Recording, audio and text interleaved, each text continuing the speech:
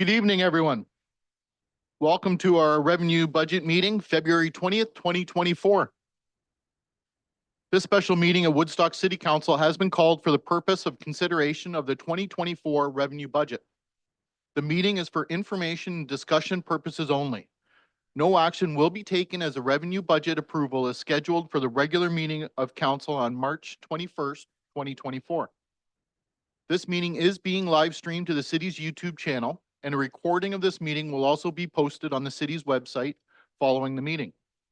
An agenda of the meeting can be found on the Agendas, Meetings, and Minutes page of the city's website.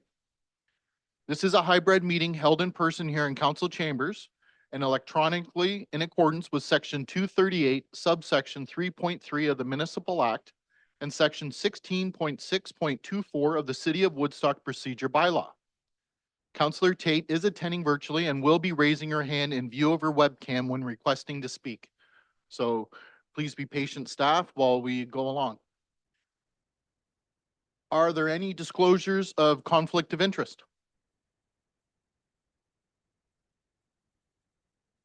Seeing none. So each department head will be making a presentation in the order outlined on the agenda. We will go through the budget booklet page by page, and council will be provided the opportunity to ask questions of staff. I'd simply like to remind council to email the staff ahead of time if possible, if you've got anything in preparation, so they can get the right information before we go ahead, and of course, thinking about Thursday's meeting as well. Tonight, we're actually going to start with Mr. Connors from Parks and Recreation. For those following along at home, I'll try to call out the numbers. We'll go 1 or 2 pages at a time, and we're going to start on page 53 of your agenda. Pardon me.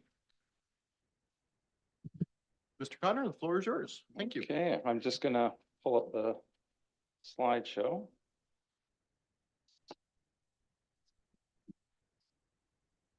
Okay, Your Worship, Member of Council, I will first be presenting the highlights and challenges of the 2023 year in Parks and Recreation. I'll also be providing divisional metrics, which will show where we are and where we're heading as a division. I will conclude with an overview of the 2024 additions to base budget requests, which should help us address some of our current challenges that we face as a department. 2023 saw a higher than normal influx and churn of staff, both part-time and full-time. Every clerk, for example, in Parks and Recreation, save one, is new to their position.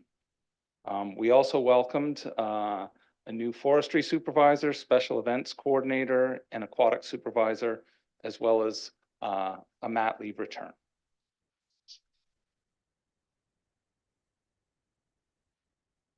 On to the highlights.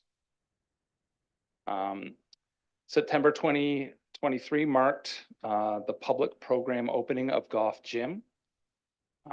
Council approved a land management agreement that allows a significant increase to Southside Park.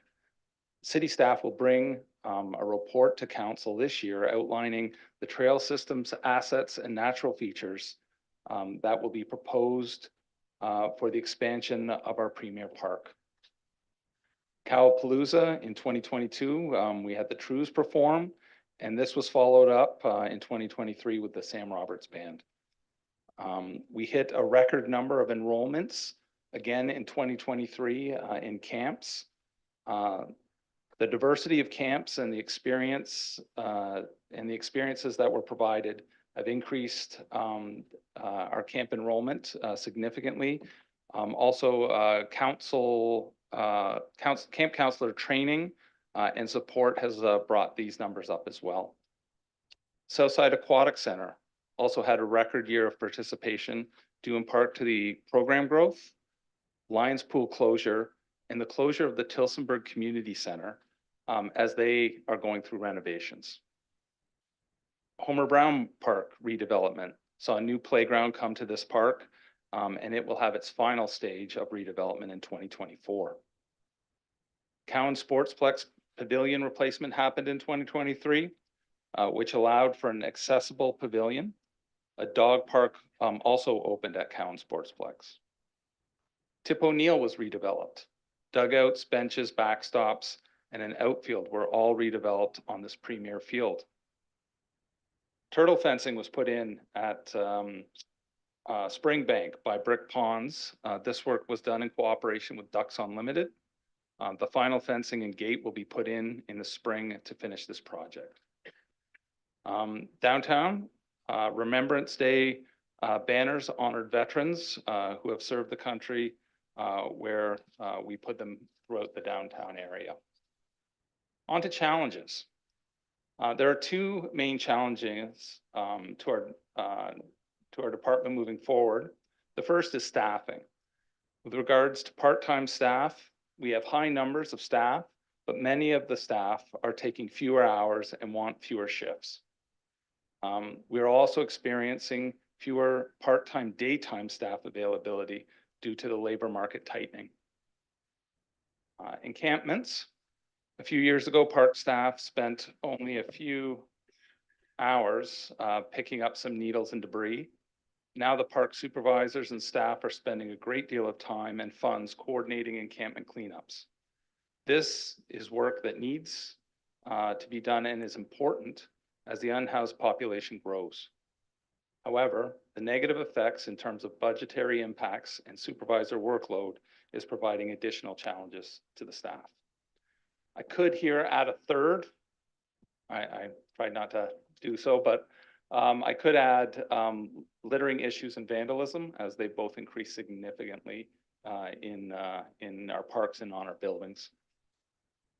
So moving on to the most challenges. Go to parks. The Parks Department maintained the following assets, as you see on the screen, and assisted with public works in winter control.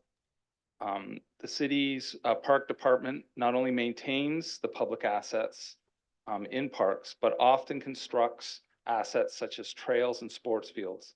This allows us to provide residents with well-built trails and sports fields at a fraction of the cost.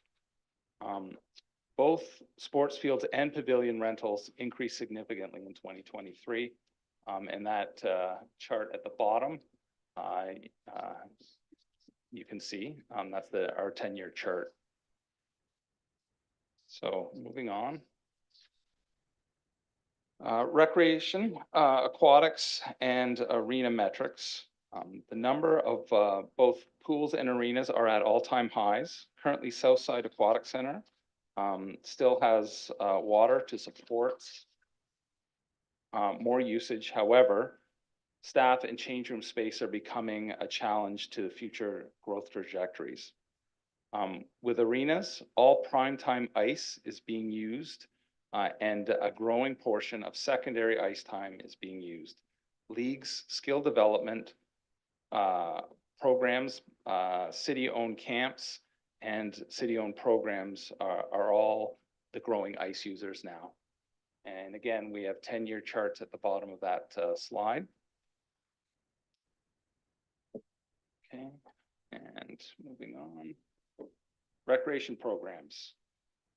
Recreational programs offerings continue to grow, with more traditional offerings like floor hockey, tennis, basketball, and dodgeball, to non-sport programs like guitar, ukulele lessons, as well as robotics and Nerf Warriors.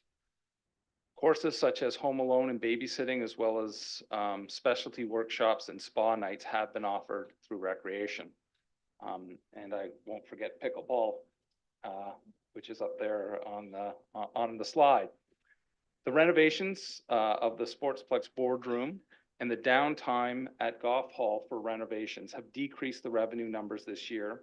However, based on fill rates of programs that were offered in 2023, we anticipate continued community uptake with program offerings. Moving on to camps. As mentioned earlier, camp programs hit another all-time high this year in terms of revenue and participation.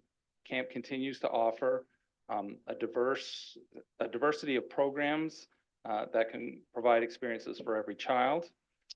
For example, in 2019, we had an all-time high in revenue and participation at 719. And the first 24 hours we opened registration this year, we had 714. So we're only a few off from matching the entirety of 2019, which was our high before. In 2023, our numbers jumped 50% from 2022 to now be 1575. So a lot of growth in camps. So this chart I tend to put up every year, which is the budget versus the 2022 actuals. So this is kind of where we fell in with the budgets and the variance. So in red, you'll see if we were over, and in black is where we are under budget. So Parks and Rec Department as a whole came in slightly under budget in 2023. This number would have been slightly over budget this year had it not been for $500,000 in sponsorship for parks by the James Leslie family. The overage in park, so I'll just pull out some of the highlights here. The overage in park administration comes from credit card charges for all city programs. For all city programs that were not factored in 2023. Recreation programs were affected by space availability due to renovations, as I mentioned before. And the Cowan Sportsplex overage came in coverage and training expenses due to increased staffing, turnover, and training. So those are the major changes. So I'm moving on to special events here. Special events did 15 events were run throughout 2023. And instead of me describing or trying to describe each event and all the positive community impact, Kristen, along with Blackmore Media, put together this video. So I'm just going to play that. If I can.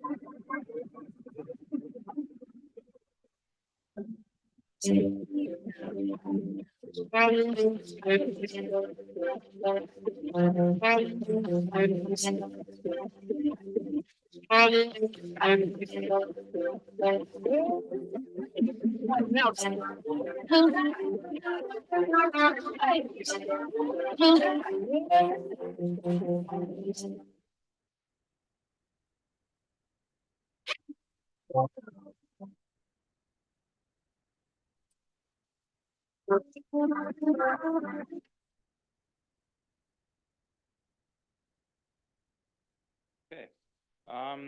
Just to finish off with special events, I'll add that the weather was exceptional for all events, with one notable exception. The award ceremony for City Beautiful had a very wet MC and umbrella holder. But fortunately, there was tent space enough for everyone else. So other than that, hopefully we have great weather next year. So I'm going to move on to additions to base budgets. So Parks and Rec services have become stretched due in part to population growth and because of additional sanitary requirements of the unhoused. The additions to the base budget that Parks and Recreation would like council to consider represents how staff believe these changes can be surmounted in the most effective and economical way. So first up, we'd like to discuss is the HORT technician. This position will be focused on downtown core, providing specific attention to Museum Square and the downtown streetscape. This position will provide expertise in horticulture and will bring needed assistance to the downtown area in fall, winter, spring, when staffing levels have diminished, and of course also in the summer. The next item is the seasonal park skilled labor.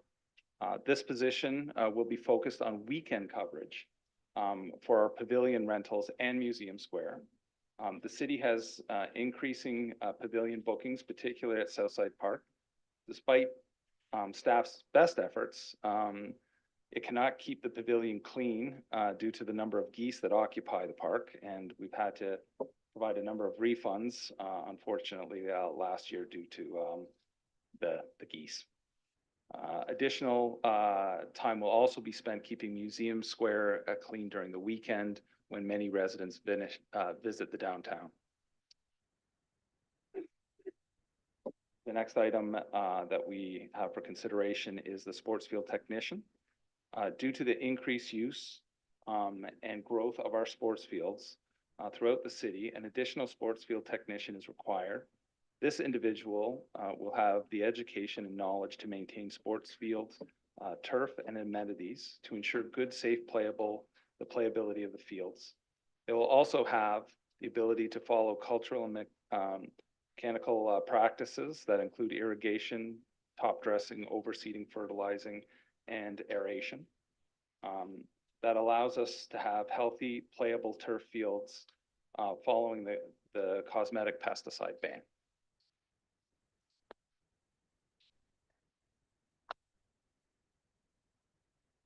So, jumped too soon? I think I did. So I'm going to try to go back.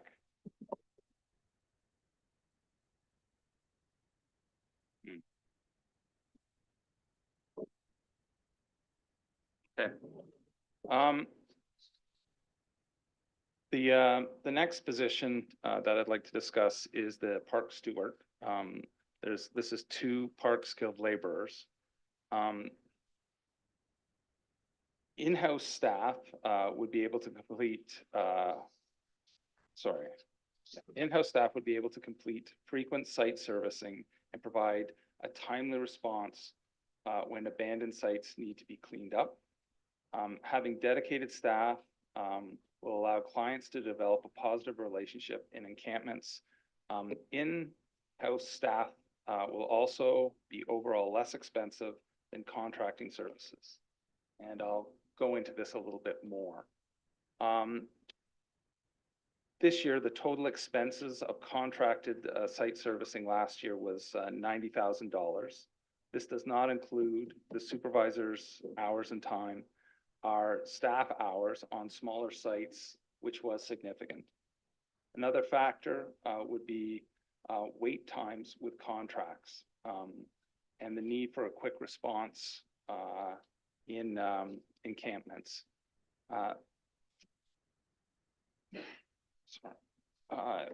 Quick response in encampments to manage the garbage that can become significant at times if it's not dealt with in a timely manner. Abandoned encampments can quickly become occupied again if not quickly cleaned. There are currently only a few contractors that do the work, and they can take weeks or months to come depending on their booking schedule. The other piece is training. We can training that we can do in-house. We can invest in these park stewards. We have the ability to do this in-house. We have very experienced supervisors with the needed expertise in this level to provide this training, which would very much help in the health and safety risks. Also, when dealing with encampments, staff can, when not dealing with encampments, these staff can also make more frequent park trails and downtown service runs, which is, again, with the litter problem, would help the overall city keep up. And the final items I have here for additions to base budget is both taking place at Cowan Park Sportsplex and Reeves Community Complex. And this would be the conversion of part-time custodial and to full-time staff. The labor market forces are such, we're finding training and keeping daytime staff is becoming more difficult. At both these locations, it would be a great benefit operationally to collapse the part-time hours into a full-time position. So that's why the request is being made. And that is the end of my presentation.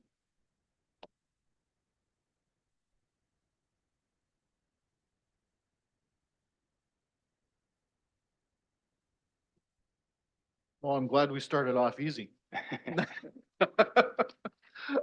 All right, there's a lot of information there, and of course, I encourage council to reach out with any questions beyond, but before we get into the page by page, I would ask if there's any general questions of council based on the presentation that was just made, you'd like to quickly ask. If not, send an email off before we get into it. Seeing none right off the bat. Great.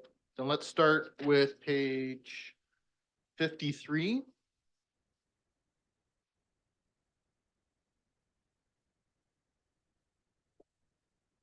Any questions on page 53? Councillor Schattenberg. Yeah, from the mayor through to Mr. Connors. I guess the first question will be on the first page, which again is 53. The registration software was 28,000 was the estimate for 2023 budget, but the cost was over 44,000. And then the budget for 2024 is 50,000. I know there's some new software coming in for camp registrations, but can you explain those different numbers for us? Your worship, through to the councillor's question. There was an error in the 2023 budget when it was brought down to 28. In 2023, the year end was actually 43. What was looked at to make this error was it was just looking at the contract, and what it didn't factor in was all the credit card charges that come on top of that. So the more registrations we have, the more charges we get. So that's where we were factoring in the 50.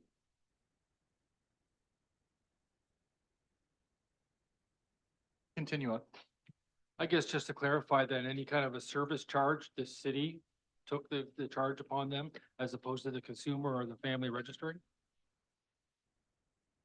Your worship, through the councillor's question, with all transactions with credit cards, there is a fee that is levied to all businesses when a card runs through. And that's the charge that we're taking on.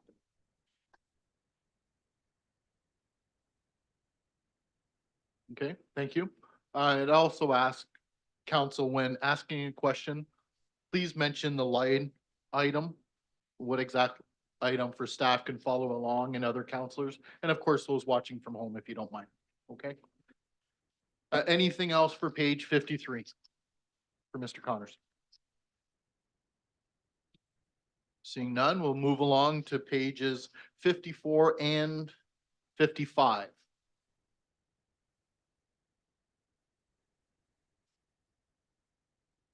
Counselor Lauder.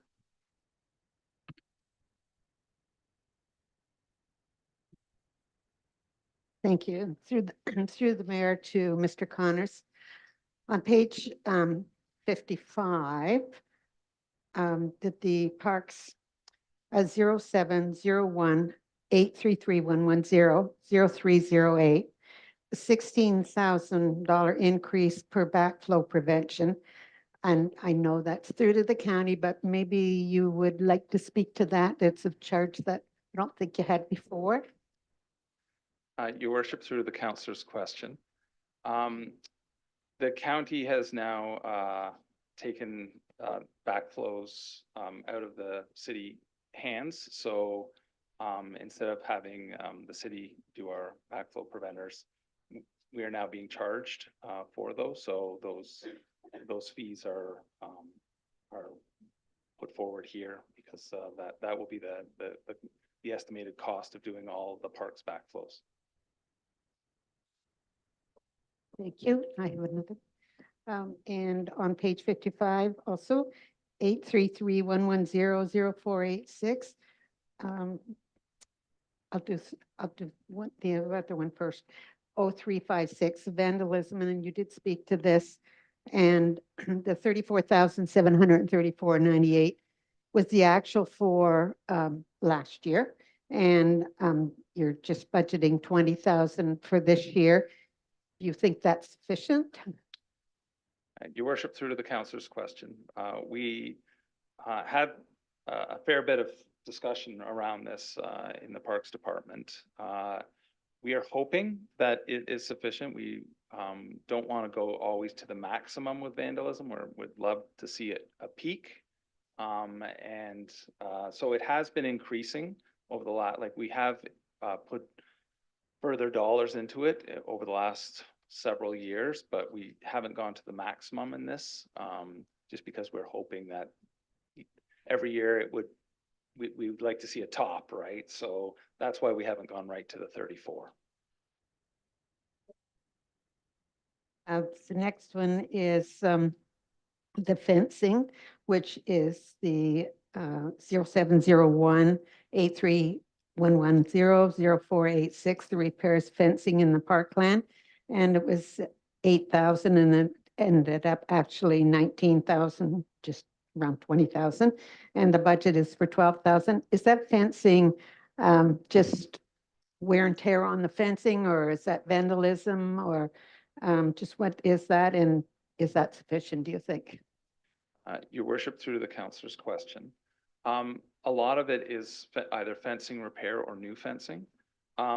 Where it's increased here, we did get a fair bit of sponsorship from Maglin to put some fencing up around a swim pond close to their property.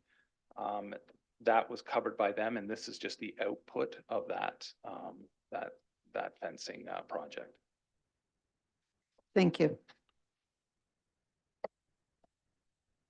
Anyone else? Counselor Wismer Van Meer. Through the mayor to Mr. Connors, and this line kind of repeats multiple times through parks.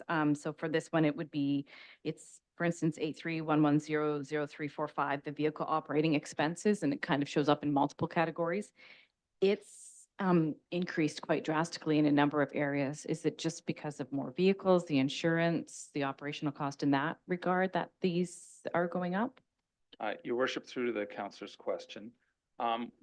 What this line represents is we have some more vehicles and new vehicles, and they need to be amortized yearly, so that when they do hit the end of their life cycle, they're able to be paid off. So it's not like coming in brand new. So that's what this line is the amortization. Okay, thank you. Counselor Martin, did I see? Yes. Thank you. Thank you, Mariachioni. Line item 0318, conferences and training, budgeted 17,000 last year and again this year, but only 11,200 spent. Is it just not having enough time to get away because everybody is working at their maximum? Or I don't want to over budget for something if we're not going to use it, but I don't want to take it away because professional development is key when we can get away to do that. So can you explain the differential? Your worship, through the councillor's question, yes, I do think there has been some issues, especially in 2023, as far as staffing and a lot of work on plates. However, there is now a third park supervisor, and that's why the increase, and that's why I believe that I'm hoping that staff can make sure that they have time to go and do some professional development.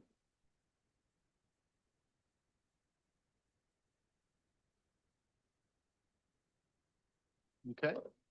The two questions I had were answered on those 2 pages, so I'm good if everybody else is to move along. All right, moving along to pages 56 and 57. Any questions, Mr. Connors? Councillor Martin? Thank you, Mayor Accioni. Line item 0393 on page 56, second from the top, purchase services. Last year 89,000, but we're just budgeting 50,000 this year. What would the 89,000 have been? Is that around encampments? Your worship, through to the councillor's question, yes, that would be through the encampments.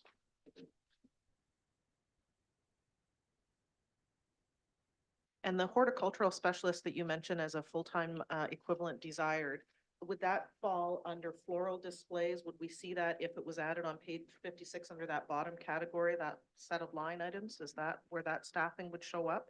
Your worship, through to the councillor's question, yes, full-time wages, floral displays, yes.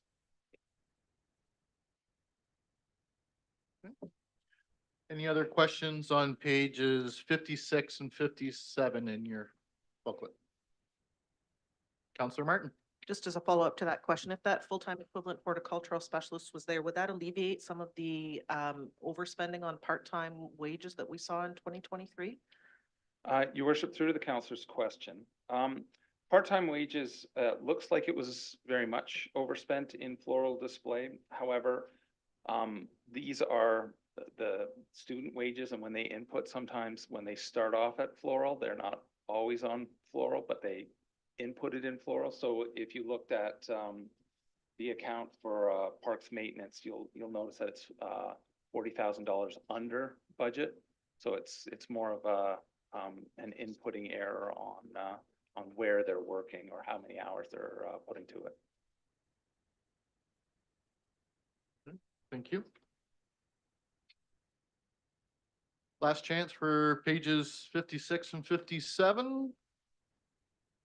All right, moving along to finish up parks on page 58 and 59. Any questions of council? Councillor Schanberg? Yeah, from the mayor again through to Mr. Connors, just a quick explanation as to why the Viddock Park, I'm assuming that's the day use side of the park, would be an additional cost this year. Not significantly higher, but higher than it was in 2023, 224,000, up from 215,000. Your worship, through to the councillor's question. The current agreement that we have with the UTRCA has factored in CPI index, so it does continually increase with the cost of living. However, we are in negotiations with the UTRCA regarding the entirety of the agreement. So more news to come when that becomes a full item. Okay, Councillor Martin? Thank you, Mayor Accioni. At page 57 and page 58, we have two different sections of snow removal. So line item 0101 under complex snow removal full-time, spent 2,600 last year, but budgeted 19,000 this year, and similar numbers on the page before. Is it just we didn't have as much snow as budgeted, or what's the differential there? Your worship, through to the councillor's question, yes, that would be, we just didn't have as much snow, so we didn't put as much time into that.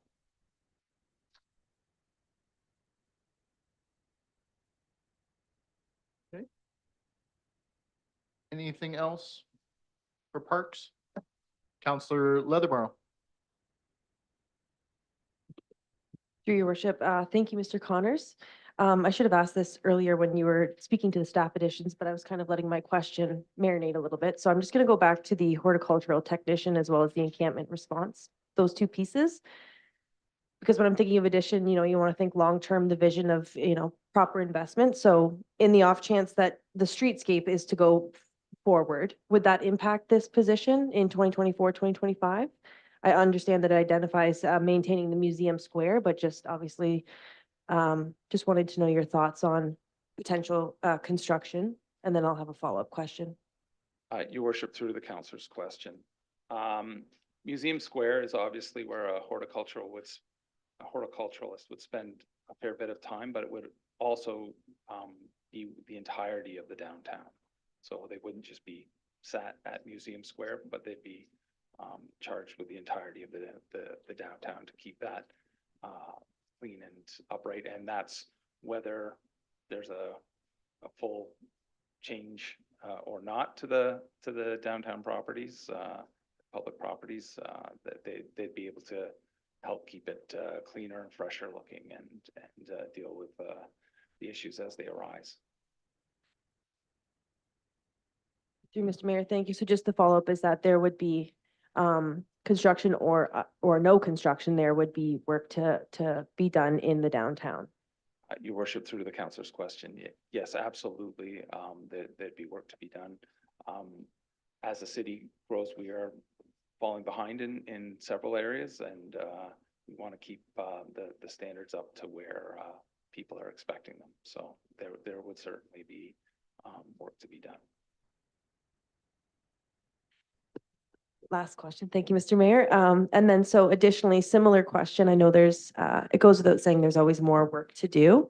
But with the encampment response team, myself and Councillor Wismer Van Meer and Mr. Mayor are on the task force. So we were privy to some of these details prior to tonight. So I did pitch the question that if we found the golden ticket to end homelessness and those suffering from those circumstances, the same question would apply of, would those additions be focusing on more illegal dumping?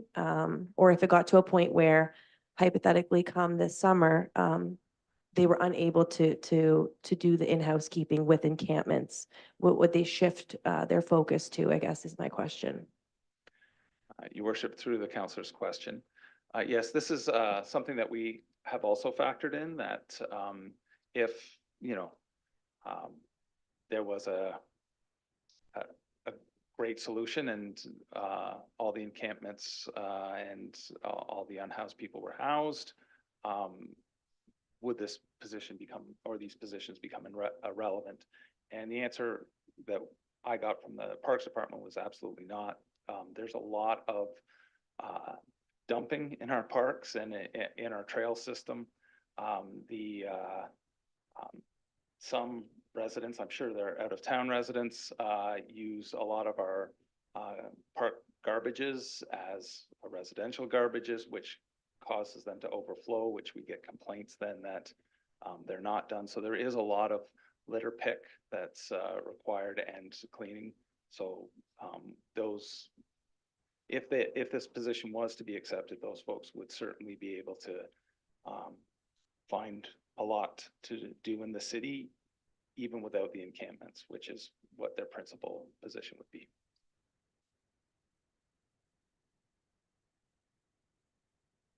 Okay, thank you. Anything else for Parks? I guess we'll just remind those watching that we got 42 acres coming online here, upcoming as well. So yeah, thank you to you and your staff. Councillor Martin, I'm sorry, did I see your hand up? Thank you, Mayor Anthony. Page 58, Parks, third paragraph down, 0302 and 0311.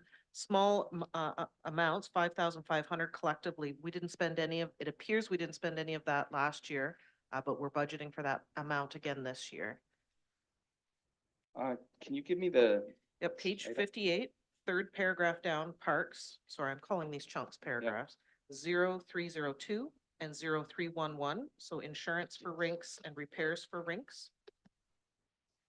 Your worship, through the councillor's question, we do have a rink program where we have to pay for the insurance and fix any neighborhood parks that do come up. I believe there's still probably insurance that would come out from here. Sometimes we do use the funds to fix items. Sometimes it's not necessary. I know last year was a very warm year, so I don't think a lot of rinks went up. The volunteers, they need a cold snap to really get our community rinks going.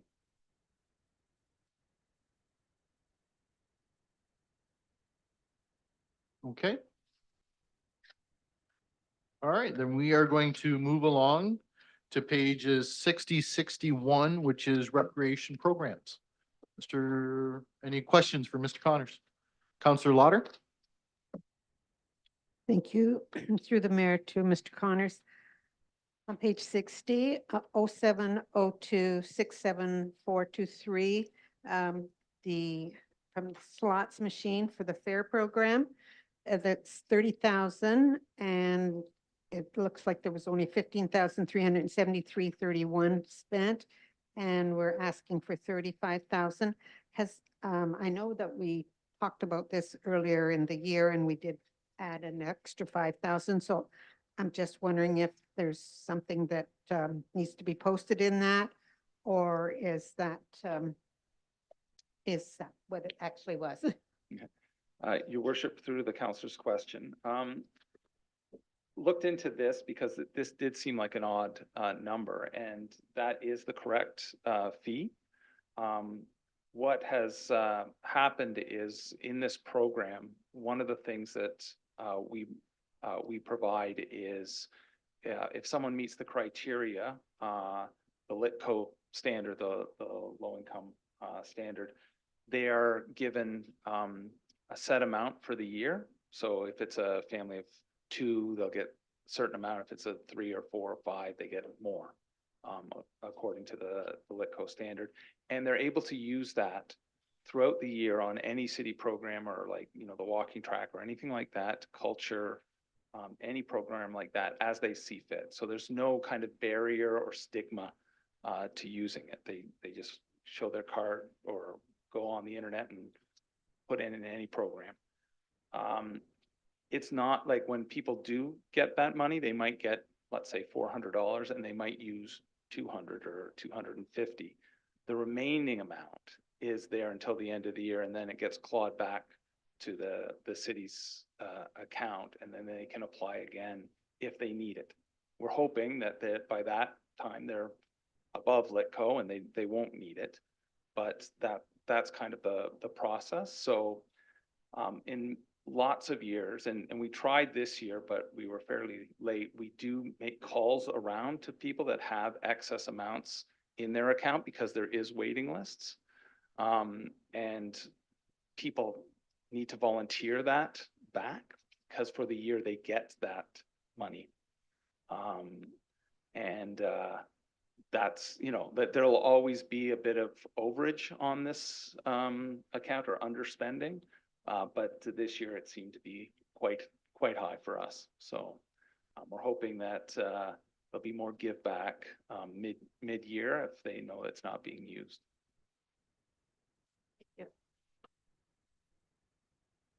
Counselor Martin? Thank you, Mayor Accioni. On the line right above, 674010000, recreation programs, 65,000 in revenue last year, but we're budgeting 95,000 this year. Yay, hope we achieve that. But are the costs, the expenses reflected in the staffing and so on needed? Because I don't see a correlation to costs and staffing in relation to the revenue we might bring in. Your worship, through to the councillor's question, that was covered. The supervisor of recreation believes that these numbers are achievable. One of the reasons why it was down a little bit this year was the renovations, and now that there'll be 2 extra areas, a gym at the community, at Reeves Community Complex, and a programming room that will take place at the Sportsplex. That these numbers look to me to be achievable as well. Yes. you, Mayor Accioni. Expenses, line item, 72720283220100105 vacation pay. And I actually saw this a number of times throughout the budget, so I don't think it's this page alone. Vacation pay. There seemed to be quite a significant jump in 2023, and yet we're back to budgeting similar amounts to last year. Is this an HR question? Or a finance question?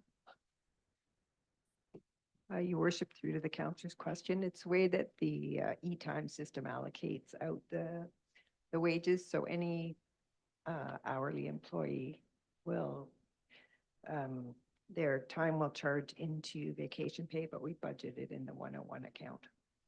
We have made a few changes for 2024.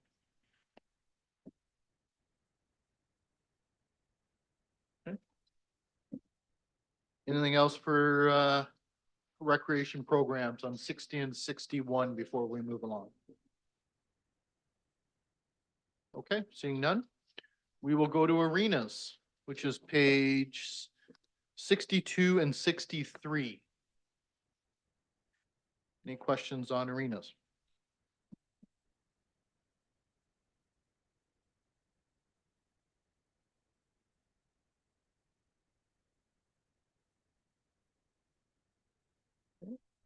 Seeing none, we'll go to the next section of 74 to 76. A little bit of a jump. Those watching at home.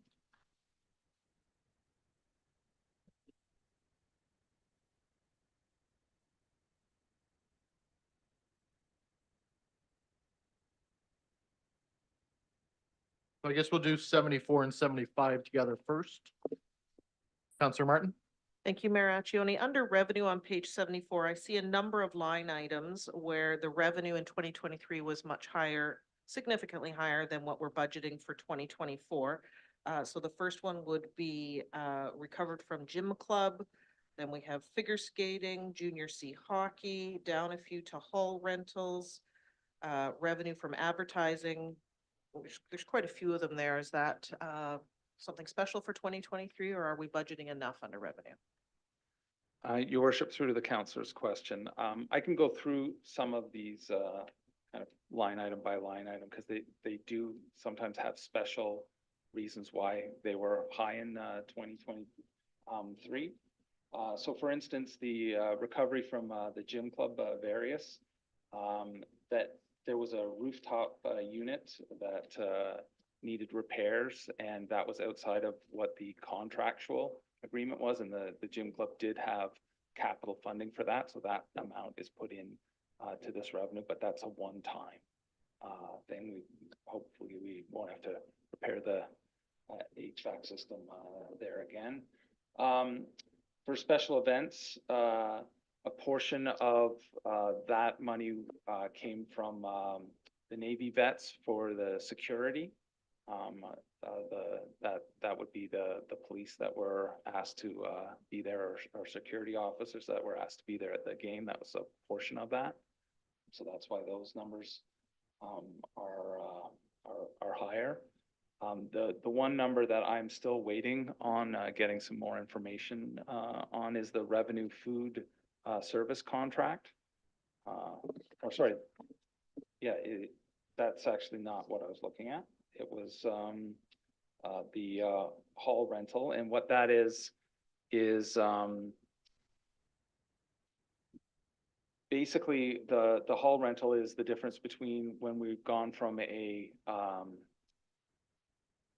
hall to the gym. We're finding like we've increased the number, but we don't know how much it's going to increase, because it is divided between whether the community center gets the funding, or whether programs gets the funding. So if we're running more programs rather than renting the hall, it goes to different levels. And that's why your question of the 95 with the programming, it looks like there's going to be more programs run than hall rentals being offered. So that we'll be programming those times.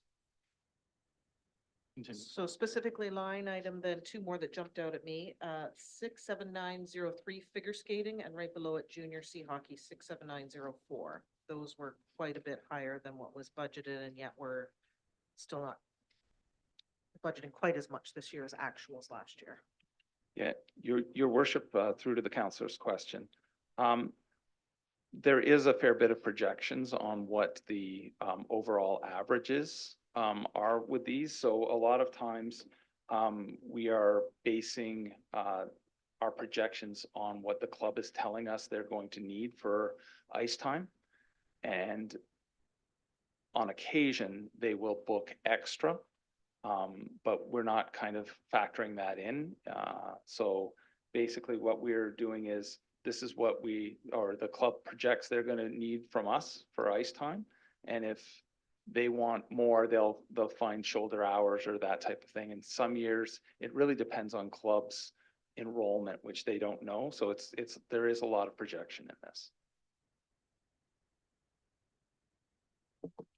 I'm not sure who will put up their hand up first. So Councillor Wismer Van Meer, ladies first.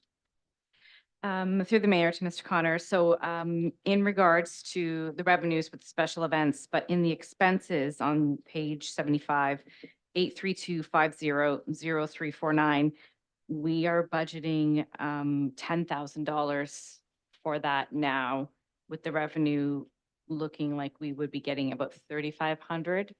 Are we going to be responsible for all of those, like those costs, if it's not necessarily, I mean, if this is a hockey game, is there going to be some additional financial responsibility on those hosting the games, or is that going to fall under this budget? Your worship, through to the councillor's question. We are in discussions with the Navy vets as far as the games go. And we're also discussing what level of security we need. We know particularly last year, increased security was needed just because of the rowdiness or hooliganism even of some of the spectators. And what would happen if we decided to, okay, it's completely on the junior Cs, I think they would be running at a loss. So we are going to discuss as far as what level of security is required and what proportion would be up to the hockey team to provide. Just a bit of a follow-up to that. I know that this wasn't quite a concern this past year. My son had been going to those games and stopped going because of what was happening. So because there seems to be some hooligans, as you might have called it, because there is some issues with, potential violence happening. Is there other ways of looking at beyond even security, restricting ages? Like, I hate to do that to the hockey team because that's not fair to them. But at the same time, this is this is falling onto the city's budget. And yeah, I don't think that everybody would be completely happy with that necessarily happening either. Your worship, through to the councillor's question, what we have been doing is we have been investigating when there are incidents and issues, and we have been banning folks from that. We think that going after the perpetrators rather than just kind of carte blanche a whole group is much more equitable. So that's kind of the process we've been going into, and we will certainly continue that. We started doing that as problems started escalating, but we will certainly continue that right from the first game. Okay, Councillor Schanberg. Yeah, from the mayor through to Brian Connors. I don't think you need to answer the question now, but I think at some point in time that the public might want to be just curious about what the hourly rate might be for minor hockey versus Wildcats, which of course is also minor hockey, but also the junior C team versus figure skating with their hourly versus what the guy on the street might have to pay for ice time for a prime time hour. But the other side of the question would be, surprising that the Lakers don't have a line in here either as being a specific user group at the Southwood Arena. I know they don't play a lot of home games and they're fairly new, home user group as well. Your worship, through to the counselor's question. I believe the Lakers would fall into the ice rentals right now. But we could, if they start becoming more of a long-standing group, break them out into their own line item. And as far as the allocation policy, there is a clear ice costing for an hour of ice, and that's based on whether you're an affiliated group or not. I don't have those figures off the top of my head, but that we certainly follow an allocation policy, and our fee structure follows that as well.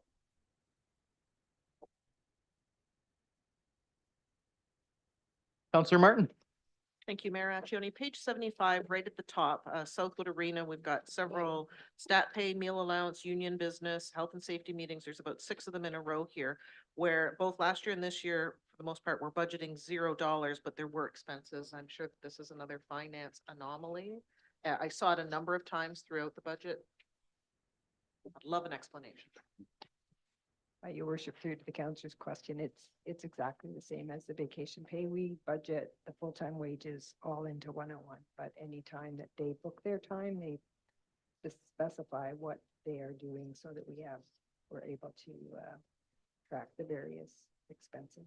So what you have to do is basically include the 101 and then all of these ones without the budget to get a comparison.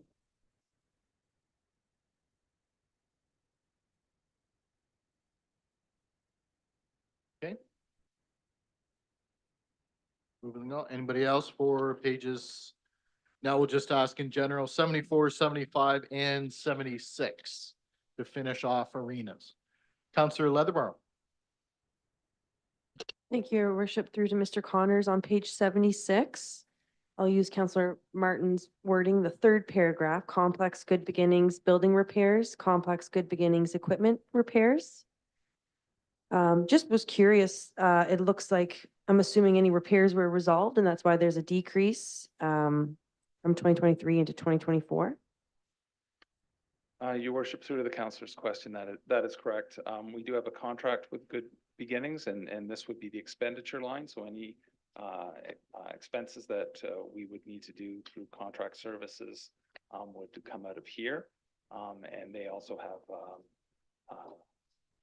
a line as far as revenue, which goes in. Anyone else for arenas? 74 to 76. Okay, seeing none, then we will continue on. If we go back to page 64 and 65, we'll talk about camps. And I'll open it up if anyone has questions for Mr. Connors.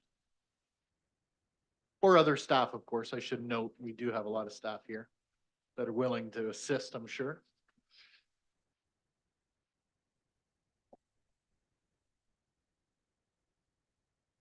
Page 64 and 65. Counselor Leatherborough. Through Your Worship, to Mr. Connors, at the very bottom of page 64, 0394, camps, specialty camp. I was just curious what that was. It was budgeted 15,000 in 2023, and then year to date was double, and then it's going to be budgeted 2024, 18,500. Your worship, through to the counselor's question. Specialty camps that we have 2 distinct types of camps. We have a lot of camps, but distinct camps. Some cost a little bit more, so they're considered specialty camps that have a little more expenditures to them, but they cost more. So we kind of have like a camp that has a certain base cost level, and then a camp that's a little more pricey. And those camps would fall under, like the expenditures and that would fall under the specialty camps. We are running more of those. The demand for those camps seem to be very high. So that's why we've increased there. Do you mind giving an example of what a specialty camp is itself? Your worship, through the counselor's question, I know a lot of the camps, I might even have to turn to Danielle, but I would think that something like the bike camp would be a specialty camp. Let me look over, is that the case? Hockey, okay, our hockey camps would be another example of that, where there's going to be more significant costs because of the ice and everything else. So instructors would also have some additional costs there. Question I should have just asked Danielle. Yeah, or- yeah. No, just teasing. Then do those cost more for a student to enroll in those? I would assume? Your worship, through to your question, yes, it does have, like, when there's extra expenses, there's also an extra fee for those. So there is two kind of levels of camp. If you just want to go into kind of the more basic, or not, and I hate to say the word basic with our camp system, they come with so many bells and whistles, but kind of the one level of camp, but there is one that has a lot more expenses attached to it. Okay, thank you. Anyone else for questions for camps? Okay, then we will move along to aquatics. So jump ahead a little bit to page 69 and 70. Do not include 70 in this one, even though it's on the next page, because it's, oh, is it 66? Well, I'm sorry, I got a 69 here in my sheet.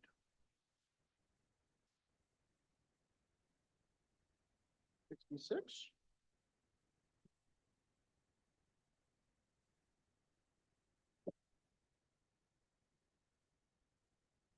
$66. You are correct. Thank you. Yeah. No, it's okay. Did I, no. Just reading it, but that's fine. So page 66 and 67, any questions?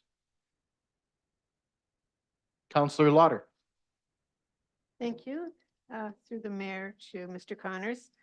So the overall revenue on the Southside Aquatic Center it was budgeted for 470,000, and last year they took in 796,000, and this year we're budgeting for 594,500. So it's an increase of 124,400. I just wondered why that might not be up a little bit higher on that revenue. Your worship, through to the counselor's question. This year, the Tilsonburg Community Center closed and underwent renovations. So we believe anyone who wanted to take swimming lessons went down the road to us to take lessons and go to public swims, that type of thing. So we don't want to over budget. We do know that there will be increases in the program, but we don't want to make these Herculean jumps and then have issues with budgets going forward, just because the center is scheduled to reopen. Thank you. Okay, Counselor Martin. Thank you, Mayor Accioni. Following that, then, if we expect revenue to be down, do we expect expenses to be down? Because the staffing still seems to be up in comparison to more reflective of last year's costs. Your worship, through to the counselor's question, a lot of our expenditures, how many classes we run, they're kind of the same. So if you have a class where you have 4 kids in it, but the maximum is 6, if our break even is, let's say, 3 or 4, the difference between the two, the expenditure and the revenue, is not a one-to-one.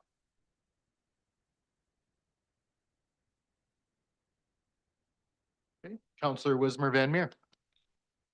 Through the mayor to Mr. Connors, page 67, 83520-0574 under chemicals. It increased from 15,000 to being budgeted to 25,000 this year, other than making jokes about people peeing in the pool. Is it just because of the amount of use that we're seeing, or is it because, does the splash pad get incorporated in this as well? Is it just the usage that we're seeing at the aquatics now? Your worship, through the councillor's question, it is a twofold answer. The first answer would be that chlorine has increased in cost, bulk.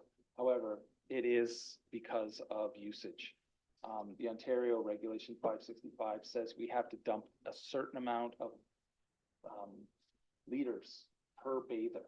So every time we add another person, we have to dump water, and that means we have to bring in that much water and put chemicals in it to sanitize it. So the busier your facility is, the more chemicals you're definitely going to use.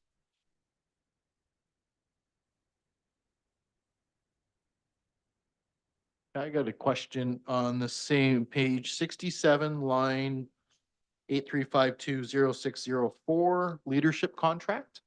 What exactly is that? Your worship, through to the count, through to your question, sorry. What that is any type of pre-lifeguard course that's happening.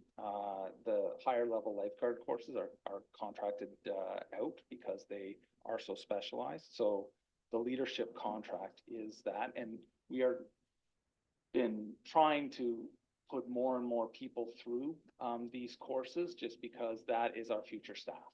And across North America, there is a lifeguard shortage. Thankfully for us, it really hasn't hit hard with us, although we're starting to feel the effects of it.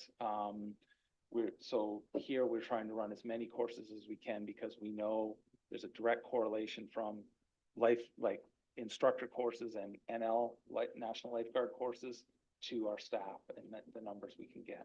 So. Okay, thank you. Any other questions on 66 or 67 before we move along? Seeing none, let's go to 68 and 69 then. Stick with this theme. Any questions for 68 or 69?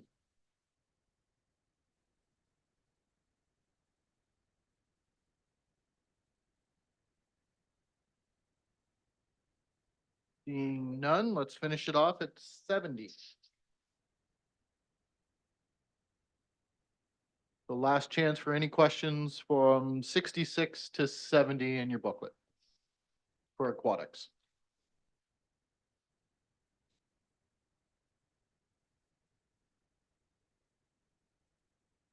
Okay. So now we'll jump ahead to Cowan Sportsplex, which is page 83 and 84.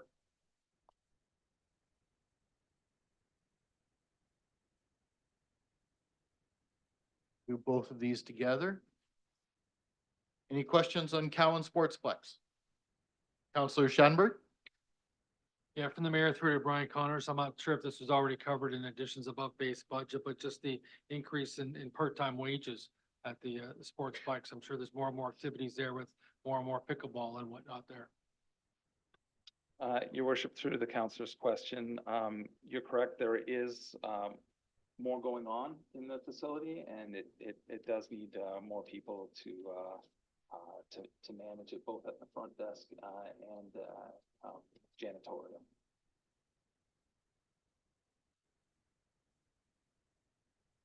Councillor Martin?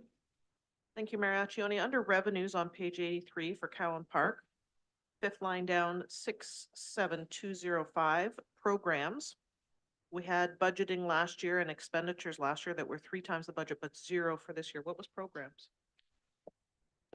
Your worship, through to the councillor's question, this was one of the changes we made as far as recreation programs, as opposed to Cowan Park running program, so it's moving into the recreation program side, where Cowan is going to be more on the admissions side, which is the like things like the walking track, the taut turf, and pickleball.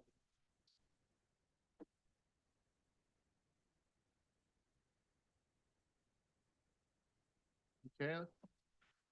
That was my only question in that section. Anyone else? Page 83 and 84 to finish off Cowan Sportsplex.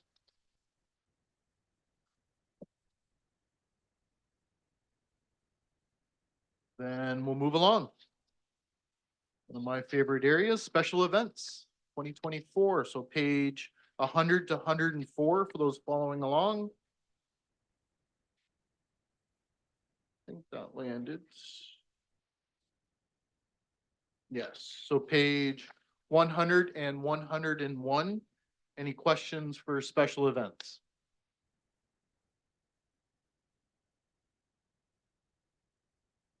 Counselor Martin? Thank you, through you, page 100, under revenues, third line down, 1102-67408, Victoria Day revenues. We were 3 times what we budgeted last year, and yet we're sticking with half that. Is there a rainy day we're expecting? Your worship, through the councillor's question. We are, like, we did receive the perfect weather for Victoria Day, and we had never broken $11,000 before. So we are a little concerned about going right to the top, the perfect weather day, because if we do get a complete rain out, we're probably looking at a few $100s in that line. So start praying for sunshine now. Exactly. More of the story. Counselor Lauder. Thank you, to the mayor, to Mr. Connors. On page 100 and on the expenditures, 1102-83494-0310, special events, new equipment. It's 14,000 and we only spent 2,150, and it's asking for 14,000 again. And so was this a carryover for equipment, or just why were we asking for that extra again? Your worship, through to the councillor's question. What this is to be used for is the special events office, their desks and office supplies. They did not make the move last year. They were going to be kind of crammed into the parks department. We have been able to move them now to the community complex. Currently, there are 2 of them and they're in different locations.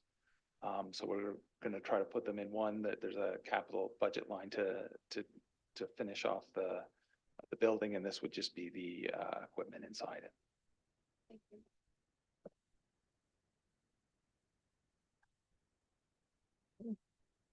Anyone else on page 100 and 101?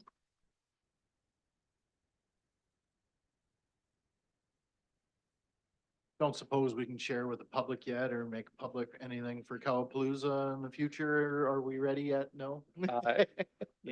Your worship, through your question, I can share that they've been signed, the feature, but I believe both our special events people and our corporate communications would like to see the entirety of everything and rolled out in a kind of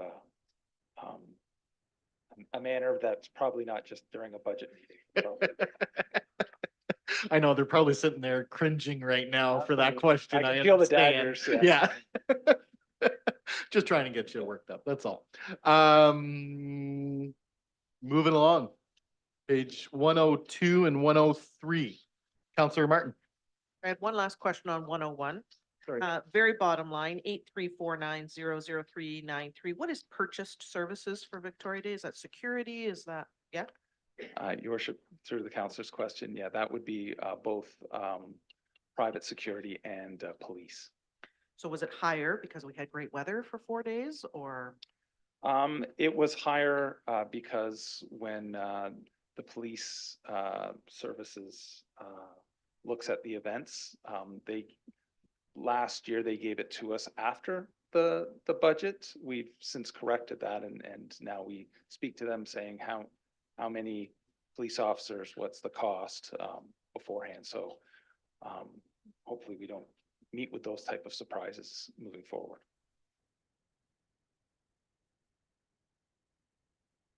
Okay. Again, pages 102 and 103 then.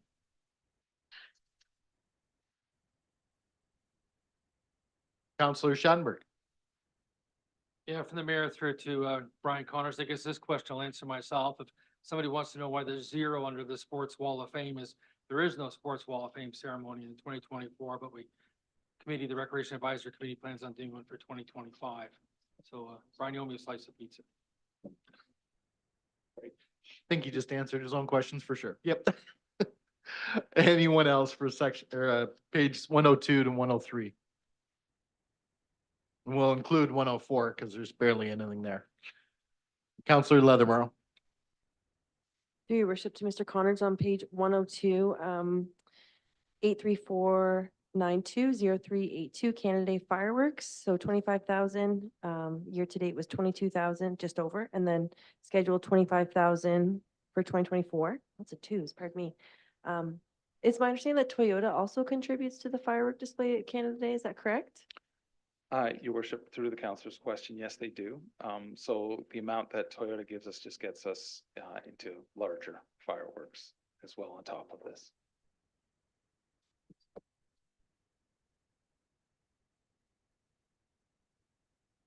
Anyone else? Counselor Wismer Van Meer.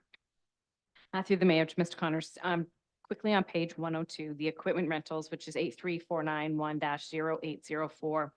We had budgeted 8,000 and it was up over 25,000. And I see you've budgeted that for this year. Was that just because at budget time, not quite sure what was planned for Calapalooza or what was going forward? Or was there, I think people would say that it was a great event and obviously aren't questioning why it was spent, but why the budget reflected differently last year. Your worship, through to the councillor's question. I believe this was the staging cost. We got a larger stage, and that increased the price.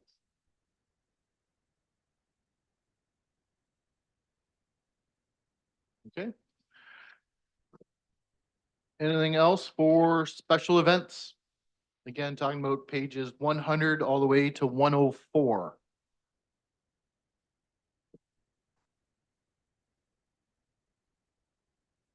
You can't be done already, can you? We're only an hour and 20 minutes in.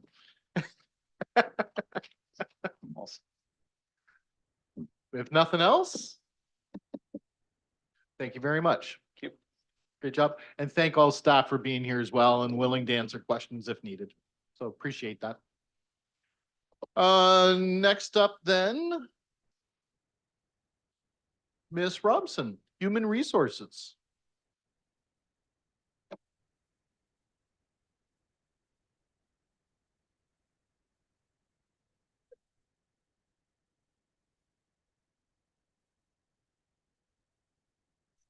Oh. Okay. No. You want to go up first? Yeah, sure. Okay, then we're gonna have the clerk's department, Ms. Humphreys, come forward, and that'll be page 110 to 113 for those following along.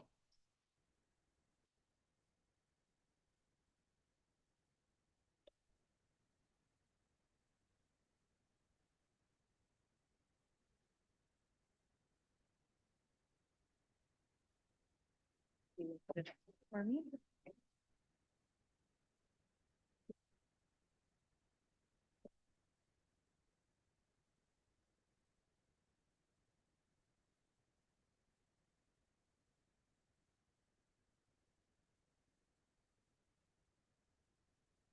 Okay, well, I have it up on my screen here, so I think IT in the back will help out with that.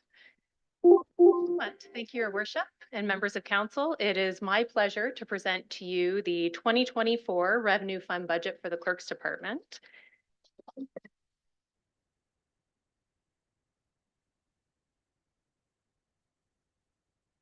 Maybe just give them a second in the back.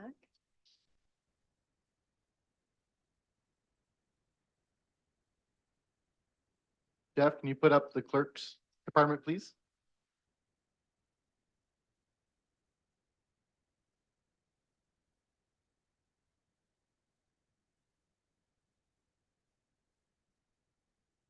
There it is. Great. Thank you, Jeff. Okay, so I always like to start my presentation with some stats from the previous year as we get started. These are stats that I monitor over time, and I think it's kind of fun to share it with council. Talk a little bit about what keeps my group busy. And I monitor more for workload perspective. But again, it's some things that we work on outside of council agendas and planning agendas and committee of adjustment and those types of things. I have admitted 2020 and 2021 from our stats here. As you can appreciate, I'm sure many other departments as well. Those years create some anomalies in our stats. We weren't performing many weddings in those years, whereas we were doing significantly more zone change notices and such because development had increased. So I've removed those years. I've got a couple of asterisks beside 2022. If you recall, we did have some lockdowns still early in the year, but we came out of that fairly quickly and our numbers got back to normal fairly quickly. So it gives us an idea of how we came out of the pandemic, but I have removed those 2 years. So to start, City Hall remains a very exciting and busy wedding destination for the city of Woodstock. We performed 118 weddings right here in this room last year. That is more than a 50% increase since 2017. For those of you who know our switchboard operator and our front desk attendant, we call this the arena factor. She's become quite a good wedding coordinator. So significant increases in the number of weddings here, which is a lot of fun for us. Marriage licenses has bounced back, continuous increase in that over time. That's associated with the growth of the city. As we get bigger, of course, we'll issue more licenses. Same with death certificates. As we grow as a city, unfortunately, we're issuing more death certificates and burial permits. Lottery licenses are having a hard time rebounding from the pandemic. Slight increase from last year, but we're still not back to pre-pandemic numbers. Business licenses are seeing a significant increase. We've got a 42% increase compared to our normal numbers. Again, as the city grows, we expect to issue more and more licenses. Liquor licenses, on the other hand, are holding steady at 17 last year. Zone change notices have rebounded back to our normal numbers. You see, even just in that 2022 number, it caught quite the significant increase we saw over the pandemic. I'm sure our friends in the planning department could speak to that as well. But we do help with some of the administration piece of the zone change notices in that process. Minor variances has leveled off as well. Freedom of information requests have increased drastically over the course of the last 5 years. And we're going to talk a little bit more about that in our addition to base budget request. Parrot transit applications continue to increase. Again, as the city grows, we expect to see more and more of that. And we do support the transit department administratively with some aspects of that program. Commissioners of oath were actually leveled off here, and we've seen a reduction in recent years, which we are hoping for. From 2020 or 2014 to 2018, we saw a fairly significant increase here because Service Ontario had stopped providing this service for their clients, and we're sending everyone to City Hall. They have since put that service back into place, so we've seen our numbers go back to normal. And one that I always think is a lot of fun is the number of pieces of mail that we send. So the clerk's department processes a mail for the entire city, and we should see these numbers come down over the years. We should be sending more things electronically. And there was a change made to legislation a couple of years ago that allows us to send some tax notices via email. So we've seen we are sending 10,000 less pieces of mail in comparison to 2017. So, as I have said, while standing at this podium for the 5th year in a row, our 2024 increase in the clerk's department is entirely based around insurance. So the commercial insurance market is cyclical, and we've entered into what's called a hard market, and that started in 2022. And that was following nearly a decade of a soft market where we saw only small inflationary increases year over year. Now, our increases have been compounded by substantial increases in auto and transit in 2022 and 2023. And this was caused by catastrophic losses in transit in other areas of the province. Some may recall the terrible accident that happened in transit in Ottawa. As such, transit premiums across the province increased during that time. So many of those events that drive this hard market or things like those transit accidents are out of our control, but they increase our premiums nonetheless. So in dollar amounts, we can see that our premiums have doubled since 2019. So when that hard market started in 2020, we saw a 10% increase. 2021, we saw 14%. 2022 was 15%, plus that 20% for auto and transit. 2023 saw another 12%, plus 15 in auto and transit. And this year for 2024, we have an 8% increase. So again, doubling from 2019 to 2024.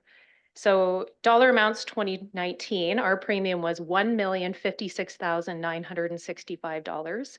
And our renewal for 2024 is $2,093,583. So that is an increase in over $1 million compared to 2019.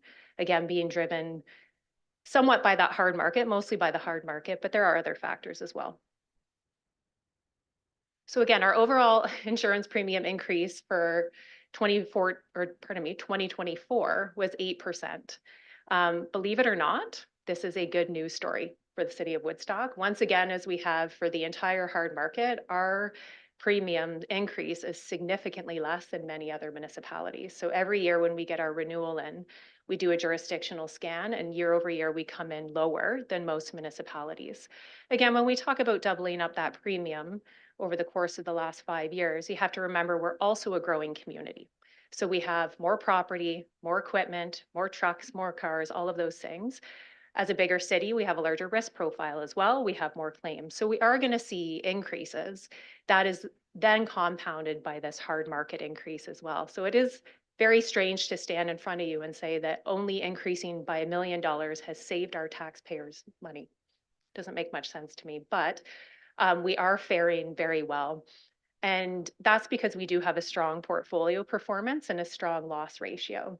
But what that tells us is that it's really important over time to make sure that we're maintaining that strong loss ratio to minimize the future impact of increases, especially as our city grows and we have larger risk exposures. So really what it comes down to for us for 2024 is that the total expenditure increase for the department is $160,850. And our insurance premiums are up $164,000. So that really does represent the entire 2024 department increase. So we have presented a very standard budget, but with that said, we do have 2 requests for additions to the base budget for council this year. Now, the first one is that FOI management software that we outline in the book. That's a cost of $11,000 for 2024. And as you can see from our stats slide, we have had a significant increase in the number of FOI requests. In the last 5 years, it's been a 485% increase. But my first slide actually went back to 2017 because we removed those 2 years, and that was over 1,000% increase in FOIs. Now, there's a couple of reasons for this. Most of our FOIs are stemming from the building department. One of the reasons being as more and more families and individuals move into our community from larger areas, it is a standard practice to request certain things from your building file for your new property when you arrive in a new city. So that's coming through the FOI process. The other piece of it is that we have a number of new staff in our building department, and they have been very diligent about ensuring that anything in those files that is subject to the Copyright Act is pushed through the FOI process, which it should be. So that would include things like any surveys, engineering drawings, designs. We're allowed to release those, but there's certain processes that we need to follow in order to do so. So we have to stamp them. We have to indicate what you can or can't do, in fact, with some of those documents. So it's the right process for it. It just increases the workload around releasing them significantly. So this FOI management software helps automate a number of those standardized tasks. So there's certain acknowledgement letters we have to send. We do fee calculations. It creates a centralized database for the actual file. So we can be working on it at the same time as the building department or whatever department the FOI is subject to. And it really helps us also track the timelines that are required under the Act. And FIPA is very specific about how long we have to respond, how we charge fees, how we notify people.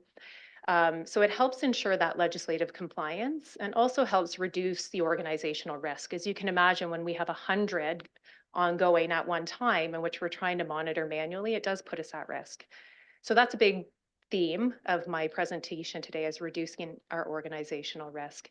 And I'm sure the Information and Privacy Commissioner of Ontario wouldn't take kindly if we weren't meeting those timelines. So we do respectfully request some help with that through this software.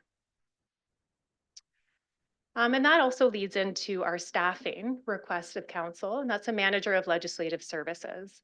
So that comes at a cost of 57,000 for 2024. Now, in the past, the clerk's department has successfully managed workload growth through the introduction of new technologies like the FOI software we're asking for, as well as service delivery reviews.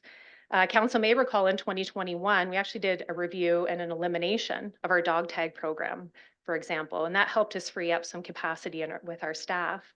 So we've tried really hard in the past to use technology and reviews to make us as efficient as possible.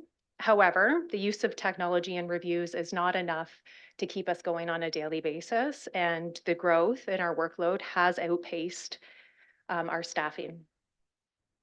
So we're in a position of being reactionary to changes and any required updates to policies and bylaws rather than proactive. And we're having a very difficult time introducing any new initiatives. As we like to say, we are a propel the boat forward type of group, and we are in a situation where we cannot currently keep the boat afloat. There is much work to be done, and we very much believe that this position can help us not only stay afloat, but start to propel forward again.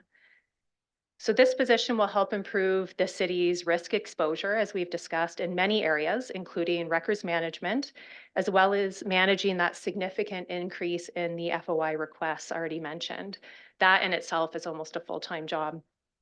So this staff person will create a citywide risk management program, identifying trends and best practices to reduce the city's risk exposure and help to control the premium increases that we discussed earlier in the presentation. We want to stay on the low end of those percentage increases for sure. Council received a report at the last council meeting on municipal insurance costs, in which AMO partnered with the province to prepare a report regarding the future of municipal liability and risk management. That report specifically highlighted the importance of rigorous municipal risk management as part of strategic risk financing. And that report states that many presenters stress the importance of treating risk management not simply as another tick in a box, but as a key pillar of municipal financing. It was observed that day-to-day risk mitigation strategies, such as improving record-keeping training and practices, can be key to reducing municipal liability findings, like those insurance premium increases that we talked about. So this highlights our lack of risk management activity in the city as a liability, and again, ties back into those the danger of premium increases. So this position will also free up time for other staff to focus on the implementation of strategic priorities and take a more corporate approach. It will also provide for better monitoring, analysis, information sharing, and implementation of policy reviews and updates required due to the seemingly constant provincial legislation changes that we're facing. Once again, reducing our organizational risk. I am very concerned about our capacity and our ability to continue to provide the current level of service that is expected and required, and the associated risk exposures. So we're hoping that City Council will help relieve some of this pressure and respectfully request this staffing addition. So with that, Your Worship, I'd be happy to answer any questions. Thank you. Any questions in general to anything that was put up there before we get into the pages? And I'd like to see those stats as well. So thank you for sharing those year over year. All right, we'll jump into page 110 and 111. Any questions on any line items? Councillor Schanberg. Yeah, from the mayor to the clerk's department, the fourth line on page number 111. It's noticed the election reserve being $40,000 for last year and $40,000 set aside for this year. I guess it's a double-end question. First of all, is that enough to start putting together reserves for the next election? And the second question would be is, at what point in time would we look at analyzing or reanalyzing how the election is conducted the next time around? Thank you, Your Worship, through to Councillor Schattenberg. That's an excellent question. Our deputy clerk is working on a alternative forms of voting report for council's consideration in 2024. So we need to move forward at this point in time with the election reserve as a quote unquote status quo election, because we don't know what the council decision is on any changes to the way that we cast ballots in the city. If that does change, then we will need to adjust the reserve accordingly. And then, of course, in 2026, the levy will need to pick up a portion of that. Okay. Great question. It was one I was going to ask as well. Just to go along those same lines, I'm assuming, of course, a hybrid would be more expensive because now you're basically doing two forms possibly, if there was ever that decision made. Yes, that's correct, Your Worship. Spoiler alert, but yes, when you administer two types of elections, ultimately you do incur the cost of two different types of elections. So there would be an increase to the cost. Thank you. Other questions, page 110 and 111?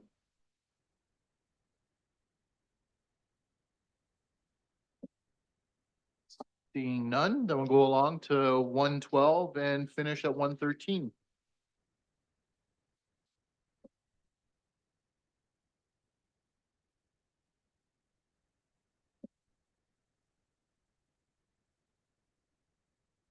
Seeing none, I Okay. think you're good. Thank you Great. very much. Thank you. So that finishes off the clerk's department. And then we would ask Ms. Robson to come forward. Human Resources. And for those following along at home, now we're on page 92 and 93. Welcome. Thank you. I apologize about that, the situation I had to deal with. Good evening, Your Worship and members of council. I'm going to briefly talk about some of the highlights of 2023, our goals for 2024, and some budget requests, and one addition to base. Sorry, I have my own notes. So we had some changes in leadership. We had one retiree and one vacancy. We're privileged to have two permanent full-time employees join us. One was switched from a co-op to a full-time. New director of HR. And there was, we've done a lot of learning opportunities and a lot of looking at to see how we can make our department a little bit more efficient. And we've done a lot of focusing on team building, relationship building, and just trying to establish the trust and confidence in our services. I did a department assessment, and that's why we kind of held off on hiring an HR manager, wanting to see, who's doing what and maximizing our roles and making them more efficient. 2024. Got some negotiations coming up. We have all the three locals, 1146. We're scheduled to do our first round of bargaining with outside units starting on March 25th, not 2025, sorry. And our fire collective agreement is expiring the end of this year as well. So that's something that we have to prepare for too. Moving forward to 2024 continued. This year, one of the highlights that we have is we're planning on doing a market survey to determine wage competitiveness. Next slide, please, Jeff. Updating and creating our HR and corporate policies that are missing and very much needed. We're also moving toward more of a standardization across all of the departments and that comes out of the HR so that our processes are more in line. And for kind of in the health and safety spectrum, not kinda, it is, focusing on catching up on a lot of the training that was missed during COVID. We're budgeting for 2025 for $10,000 for our the replacement for the fit test equipment. We just completed our naloxone training video, and we're encouraging all employees that are customer forward facing to get that training and to carry an naloxone kit. We're also working towards a continuous improvement on all of the H&S programs and updating our safety plans for each department. So my ass. Before I joined the city, there was three people working on negotiations. Now it's only me. I'm not asking for another person to join the team, so I'm investing heavily in tools that will help us bring the vision to fruition. We also need software to secure confidential information. For example, Sterling, XREF, Law Library, Jazz HR, Info HR, just to name a few. Corporate training, we're asking for an investment in our employees via training. We're going to be focusing heavily on leadership training, DEI training, and so that ensure that our goals, our strategic goals are aligned. So, we will also in-house do an extensive training and development program. We're going to be rolling it out to all employees. For example, new supervisor training. And I'm a big proponent of investing in our employees. And I'm excited to join this journey of empowering employees and creating an environment of our employees belonging here instead of I work here. By creating a robust onboarding training program. We want every new employee to come to work with the tools in their toolkit to set them up for success. The HR department, the health and safety department, we're focusing on a lot of training that was delayed due to the pandemic. For consulting services, Jeff, it's one back. For consultant services, we are revamping the JE evaluation, so not the process itself, just the committees, to ensure that we're more of a fair and equitable process. We just finished our first draft for the outside inside unit, local 1146 for terms of reference. So we're very excited to pass that along to the committee members, get that signed off. And our goal is to book every month in a meeting until all of the job evaluations, the new jobs coming up, have been evaluated, and that's what we're hoping to do with not just the unionized side, but for the non-unionized side as well. And hoping that, we can go into a maintenance program so that we don't have to do this on an annual basis. We are also, and that's going to be a significant cost because we're very much behind. We're also, our claim management has significantly increased. Those costs are just staggering. Noticing that a lot of the illnesses are mental health, and it's really starting to become more prevalent since COVID. So we're looking to see, ask for resources so that we can support them better. For meeting and luncheons, so everybody knows I have a daughter and I talk about her a lot. My heart is in, children's Christmas party. The union has agreed that they would like to collaborate with us and pay half of the costs. So we're starting to hopefully get meetings going so that we can have that by the end of, this in December or November. The other thing too is because health and safety, there's a lot of training that really needs to get done. That's mandatory. So, and part of, having them come and spend the day with us, we kind of like to have, some snacks and stuff for them. So that's part of the meeting and luncheons as well. For subscriptions and memberships, again, I'm a big proponent of having the supports to make our team a success. So, HRPA, that's the Human Resources Professional Association, employee legislation and privacy, and there's employment laws. So, we do have a really great legal team. However, we do need to be up to date on legislation that's rapidly changing. There's a lot of them that coming down shortly.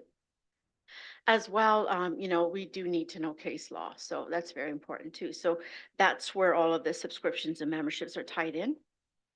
New equipment and office supplies. We are moving next door. I'm not sure when, but we're excited about. So, you know, from utensils to furniture, to desks and chairs, we do need everything. So that's why that has been increased or asked for an increase. The last one is the request for addition to base.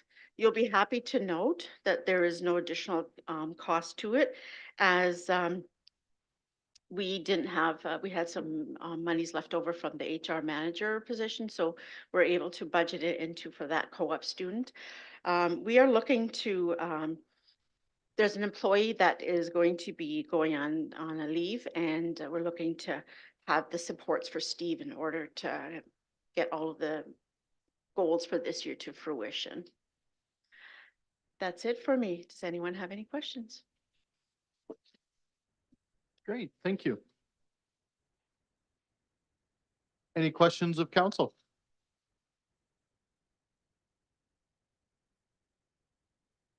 Then we'll go, oh, sorry, Councillor Martin? Sneak attack.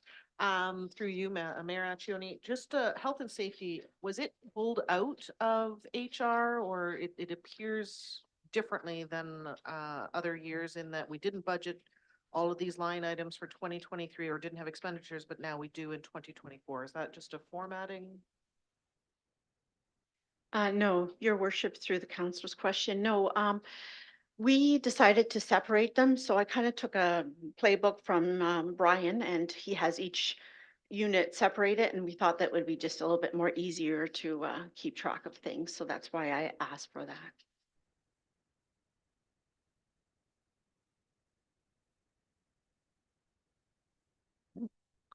And pages 92 and 93.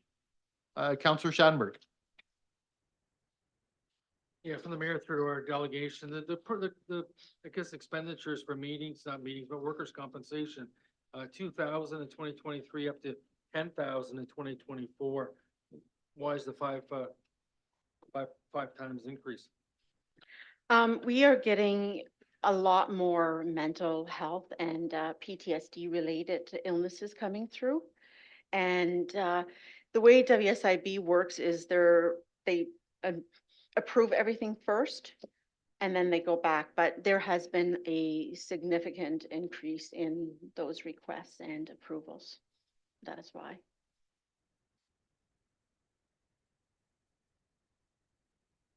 Okay. Any other questions on pages 92 and 93?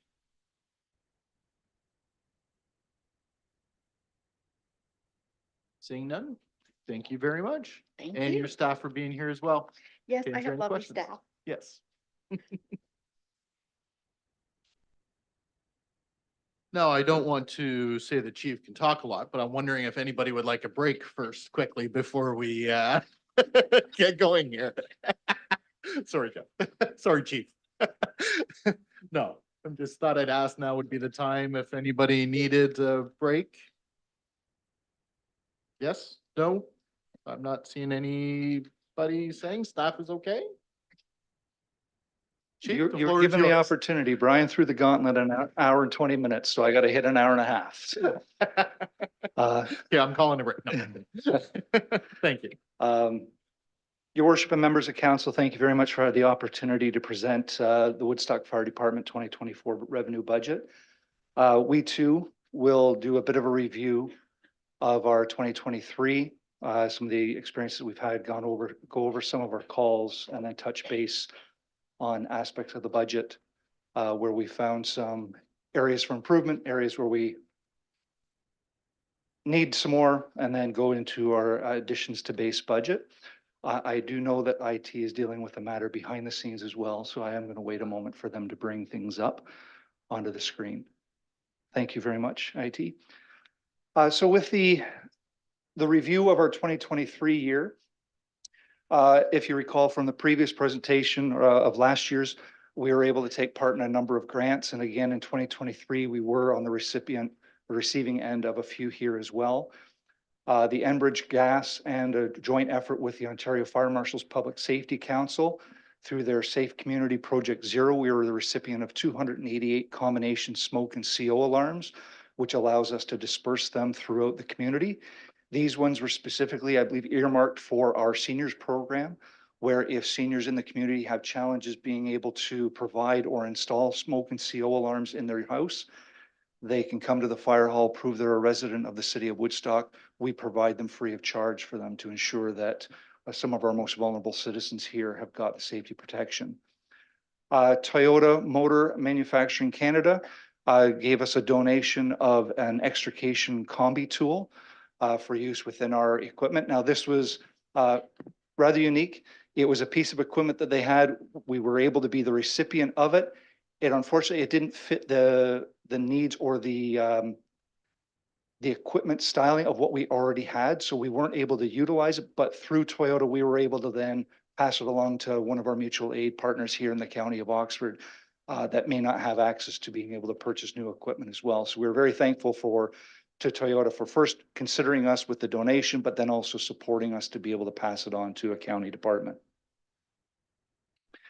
In last year, as you recall, prior to the budgets, I presented my report on their staffing requirement that did lead to council's approval for additional firefighters, new positions to be hired.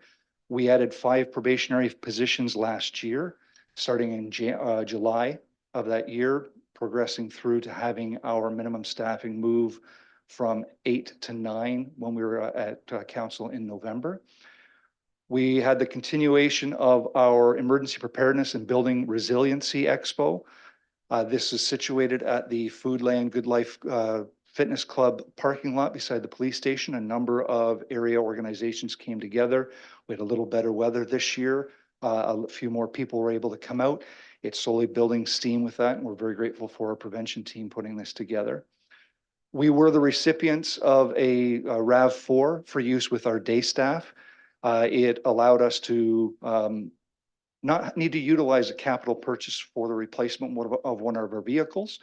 That also had the trickle-down effect that the vehicle that we were replacing was still a viable option and was able to be utilized by another department within the city, thereby again saving some more capital expense there.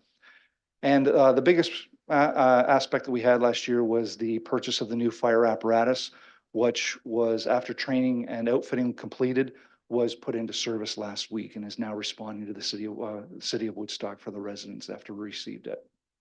Very excited about that unit. In our prevention and education, we were able to continue with our fire hall tours and school visits. Again, it's a nice aspect after COVID to start having people coming back to the fire hall.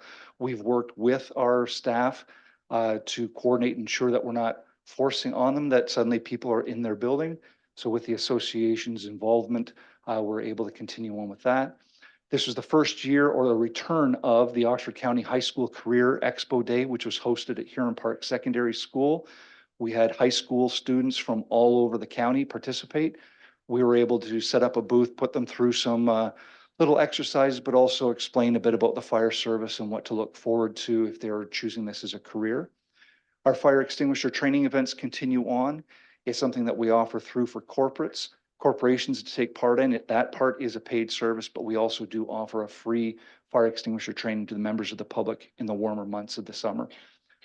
New with our prevention team this year, the Weather Network ad campaign. If anybody was checking their Weather Network during the summer months, you would see suddenly a pop-up ad come from the Woodstock Fire Department and emergency services on there. It was kind of an interesting foray for them to go into social media-based advertising specifically. And then towards the end of 2023, with the new ice resurfacer, I made sure I called it that and not the brand name, that was purchased for the Reeves Community Complex in a partnership with Pierce Manufacturing here in town. It was wrapped to look like our Engine 3 here in our fleet. So if you happen to be at the Reeves Community Complex, you'll see a much smaller version of the fire truck that will not respond to any of the calls, but going around the ice and doing some work there. Prevention and education, we're in attendance at 396 fire safety inspections during the course of 2023. We are also required to complete all vulnerable occupancy inspections and fire drills. This is legislatively required for us to attend any care homes of nature of occupants that are designated as vulnerable occupancies. And 13 fire investigations were completed last year. These are the ones that are exceed the threshold that we established within our department where an on-call investigator is required to come that our suppression crews don't complete. We didn't have any investigations last year that met the threshold where the office of the fire marshal needed to attend. One of the pluses of that means there were no fatalities, there were no fires of significant buildings or structures in the municipality for 2023. Our incident responses, we've got the totals listed up there. Our 2022 totals are listed to the right in brackets. I'm not going to go through kind of the list. You will be able to read through here. I do want to point out that if you look under medical responses, that seems to be our largest jump, going from 453 last year to 993 in 2023. There is a significant increase in our opioid type of responses, drug, alcohol related responses for within the community. And that's where the bulk of those additional calls have come into play. And that does contribute if you look at the overall 2022, 1,491 calls for service versus 2,053 last year. That is individual calls for service. That is not number of times trucks have gone, or each truck that's gone out. If 3 go, it counts as 3. That's any time we've received a call. When we dive into our 2024 proposed budget, I always like to kind of highlight some of the aspects where we got things right, but we'll look at the overs and pluses here. The first page here, I kind of like and hate this one. It is the biggest number of what you're going to see within our budget. When you look at the individual, I have zero control over this. These are our contractual obligations that deal with salaries and benefits and such like that. The overtime budget is the one area that we try to rein in and we try to deal with. We will touch base on that as we go through the line numbers there. You can see in some areas we're getting upwards of 18% increase there when we're touching base on the WCIB coverages.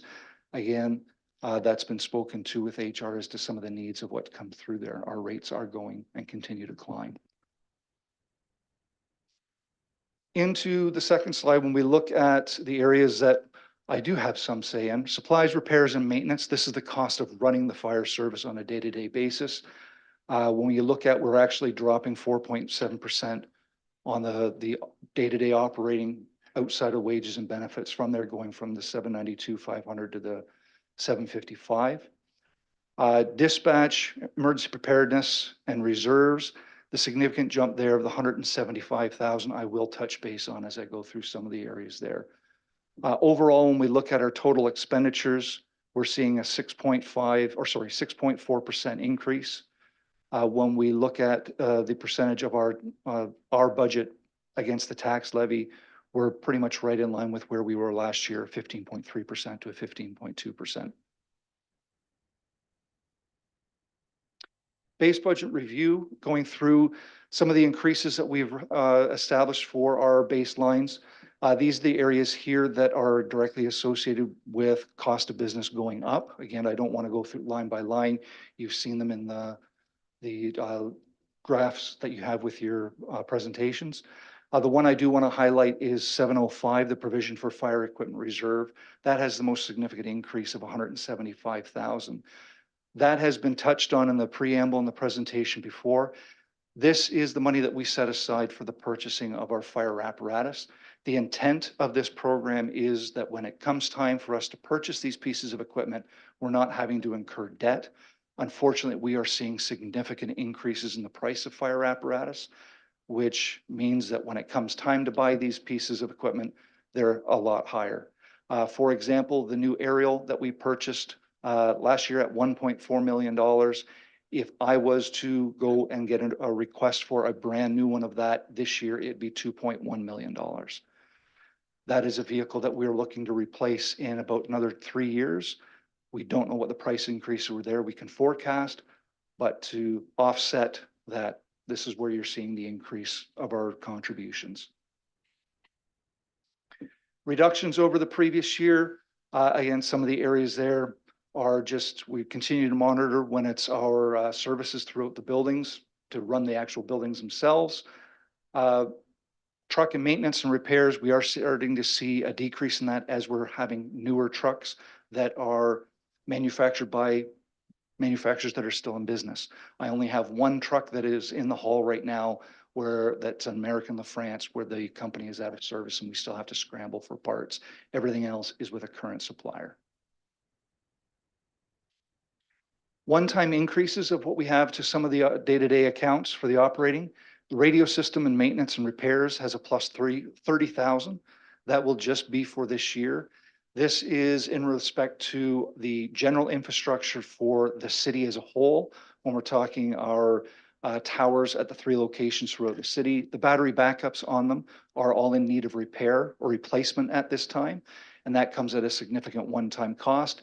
They should last for 8 to 10 years. So it is a cyclical thing. This is the year it's hit. Purchase services, we're asking for a $7,000 increase in that. We are in a transition time with some of our records management programs. We are transitioning to a new system that should wind up being the incorporation of 2 to possibly 3 of our current ones. The downside is the existing systems do not allow or do not provide a month-by-month costing to them or even a half year. I have to buy the annual subscription to keep using it, even if I'm only going to be using it for 6 months. We are going to attempt to get some money back out of them when we transition out, but I do need to prepare that as we're paying the cost of all of them at the time. Account merging under 331, educational courses and training. That will seem as a big jump on the line that you're seeing there, but it is offset. We are closing account 0572. It was a bit of a challenge to kind of figure out with training officers as they're coming through, is this an item that fits into the educational courses and training? Is this an instructional resource that I need? We've decided, and in consultation with the Director of Administrative Services, to merge the 2 of them in and treat it as a training account. It's similar to what we do with our Fire Prevention Bureau. They do not have to separate the things. It all goes into the one under that umbrella. It'll help it make it a little easier for us to track. So the same amount between those 2 accounts, what we had last year, just one number this time. Items that were connected to additions to base budget from last year.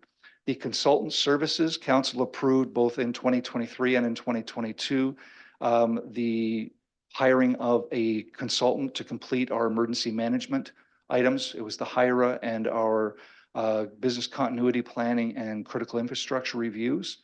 We are not moving forward with that. It does reference to a different item in our additions to base budget discussion. The PPE equipment, that number there is dropped down from what the actual was, but it puts it very similar in line to what our request was at the beginning of last year. The 16,000 reflects the reduction of the contribution from development services or development charges, sorry, in relation to the purchase of deferring some or displacing some of the cost of the personal protective equipment for the new hires. We are allowed to transfer some money into there when it is a growth related, and the 4 firefighters last year were growth related. This brings us to our additions to base budget. There are 2 that are here. There's only one that it will more or less we've put forward for this year. When we look at it, we are back with the request for the additional 4 fire suppression firefighters. This is the second half of the request that was the culminating item within the report that was presented to council for fire department staffing at the beginning of 2023. We are looking at, and I do want to point out the number I have there. We were kind of playing around with numbers. We're going back and forth. I did not get the right final one. So if you do look through the preliminary revenue budget and the preamble, the actual number is just over 204,000. I believe I've got my number a bit low for some of the benefits. I can come up with the numbers for wage. I do rely on others to come up with the benefit costs there. The intent behind this, again, if we recollect with underneath the staffing report of 2023, is to bring us up to having, once the firefighters, if approved, are on shift, completed their training, and we are back at council requesting an increase of our minimum staffing up to the level of 10. We will have 14 firefighters on each shift. We allow 2 firefighters off on a scheduled vacation or scheduled leave for each of those shifts. We have a gap of 2, a buffer, and our minimum staffing would be 10 if approved at that point. That brings us in line with the, as I said, the report that we presented to council in 2023. The 2025 impact financial, that'll be the first year of firefighters having a full year of wage and benefits of the $414,360. That doesn't, and I believe in the preamble, it does go through the change of classification, how wages are set there. The 2024 impact is for a July 1st or 6-month valuation. That's when we'd hire, very similar to what we had done last year. We had brought forward for discussion was the business continuity and emergency planning coordinator. When we had come to council in the past 2 years asking for the consultant to be hired in to complete our HIRA and our critical infrastructure and our business continuity planning, they were very successful in being able to bring that up to be to the point of it being very well recognized even at the Emergency Management Ontario level. An item that it did highlight in the final reports for both of those was the importance of having an individual whose focus is solely on emergency management. Right now, the CEMC position is assigned to the fire chief role, and my alternate is my deputy chief.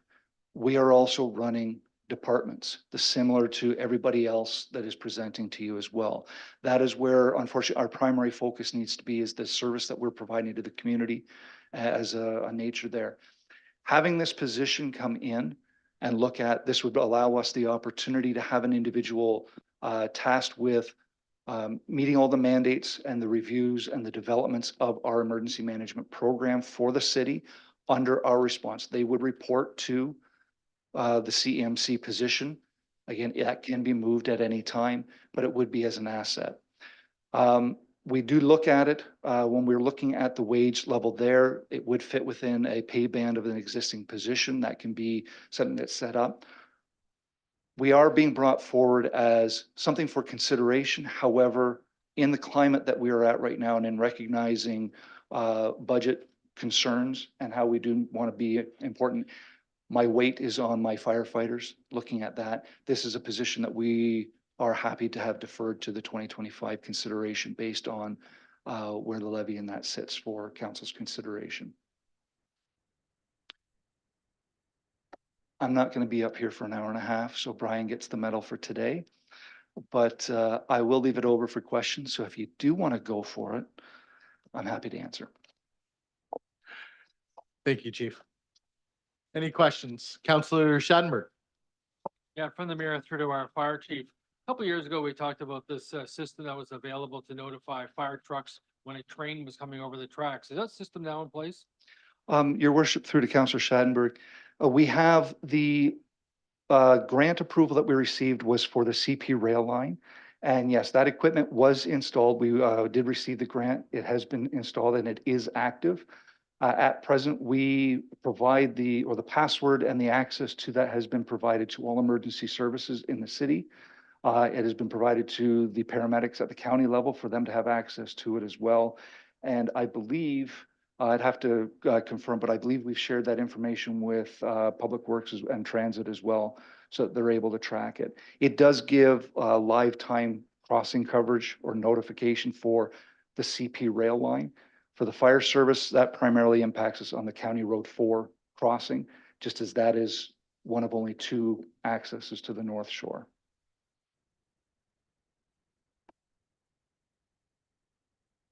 Yeah, unrelated question to that. Can you explain to everybody why there's a charge for 140,000 per year for dispatching? Your worship, through to Councillor Schadenberg. So back in, I believe, 1997 or 1998, our dispatch services was in an agreement, was moved from the Woodstock Fire Department to a shared dispatch with Woodstock Police Services. So the dispatchers are actually members of the Woodstock Police Service, and we contract, we pay some of the cost, the $140,000 annually for them to provide dispatch service for the fire department through Woodstock Police.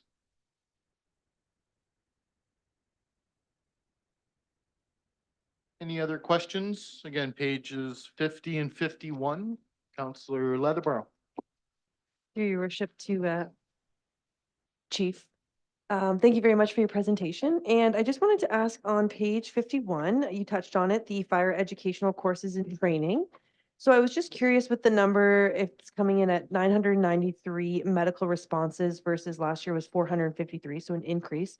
So I was just curious what type of courses are provided to frontline responders for any type of medical emergency or, some of the climate that we're seeing now in our city and across Canada for that matter, if you had any more specifics on that type of supportive training.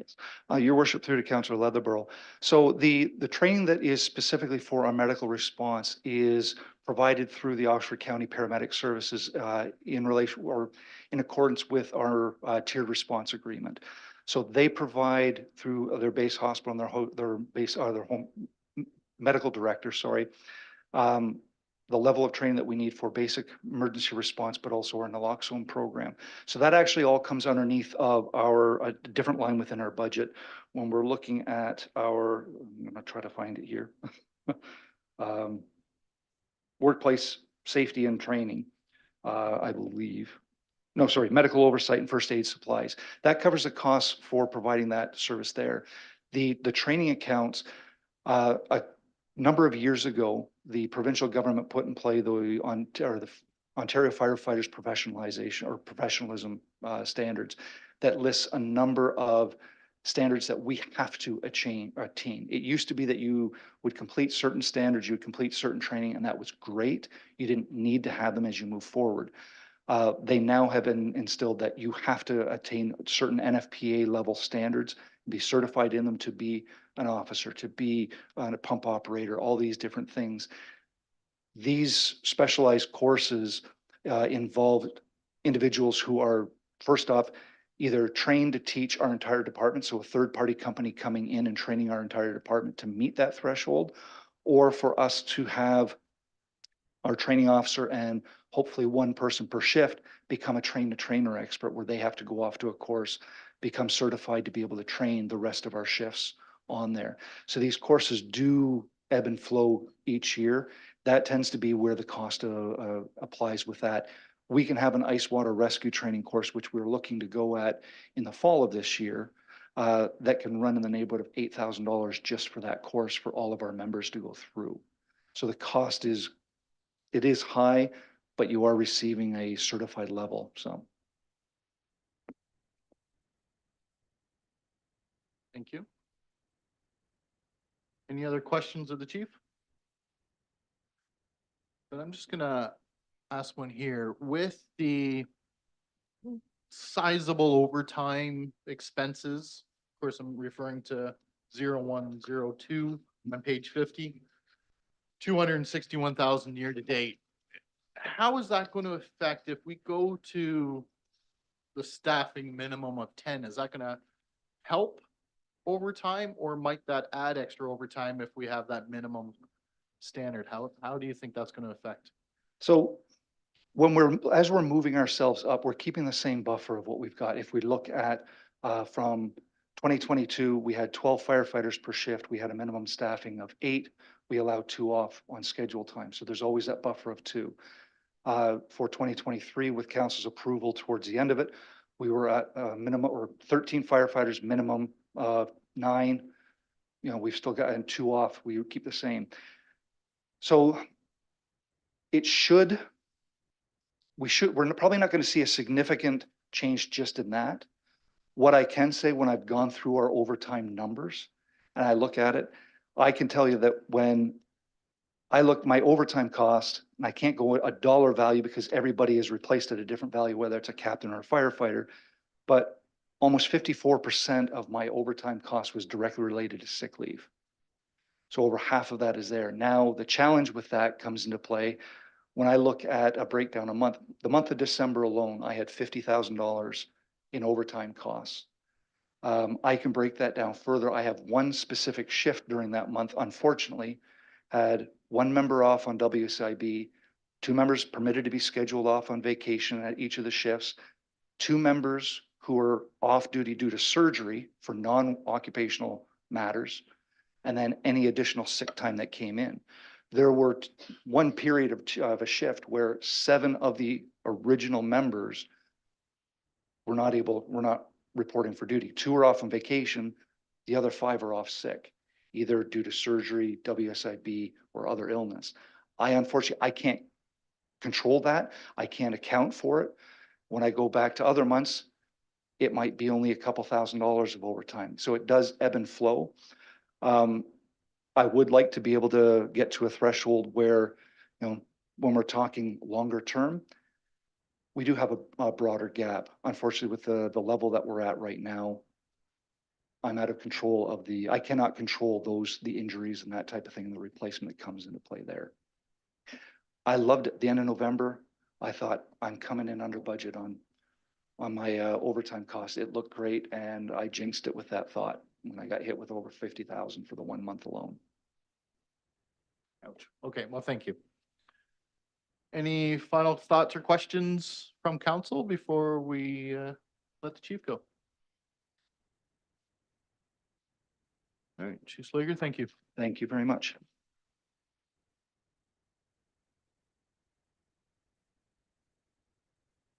Next up, I'll ask Ms. Campbell to come forward, Administrative Services. And for those following along, of course, we're talking pages 1 to 13.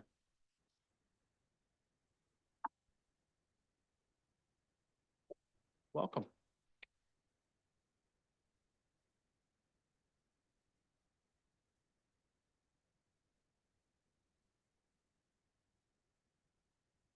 Experience, excuse me, the same delay with the PowerPoint. There we go.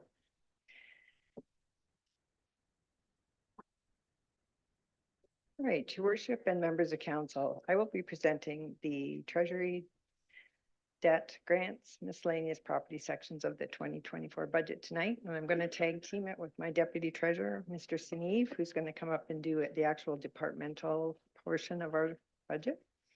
And then I'll be back up to speak about the additions to base. So this is a slide that we looked at last week. It's basically the chart that represents the composition of the projected 2024 revenue sources. The majority of our revenue continues to come from taxation and always will, but this year it's a little bit altered because of the significant impact on industrial land sales that is affecting the total revenues for the year. So the revenues in the first, actually on page 1 of the budget, there's quite a variety of revenues in that section, and they are all revenues that benefit the city as a whole, but they're not related to any specific department. So we lump them all together here. Includes the taxation, additional taxes, payments in lieu of taxation, and penalty and interest charges, and then some other miscellaneous things such as grant revenue, investment income, the solar electricity income, and some transfers from reserve and reserve funds. Excuse me. The additional tax budget, it includes the taxes that are billed throughout the year based on the supplementary and omitted rolls that we receive from MPAC. We get them 8 times a year, beginning in April through to November. We budget this account somewhat conservatively. We try to base it on a 5-year average, although we did drop out 2021. We had an exceptional year in that year. But it is difficult to predict what MPAC is going to pick up in any given year with respect to the new buildings and the work that's going on in the city. This estimate that we're using this year does roughly correspond to the preliminary new growth estimates that we receive from MPAC on a quarterly basis. One item to note is the tax penalty and interest charges. They've returned to and actually are now exceeding the pre-pandemic levels. We did increase the 24 budget to more closely reflect the 23 actual, but it's typically not a revenue source that we want to rely on, as it's one that we would prefer not to have, and we would prefer that our tax arrears exhibit a decreasing trend rather than an increasing trend. And in addition, the outstanding arrears balance can fluctuate significantly with the economy. The slot machine revenue is, we allocate this every year based on the previous year's revenue so that we're working with the known number.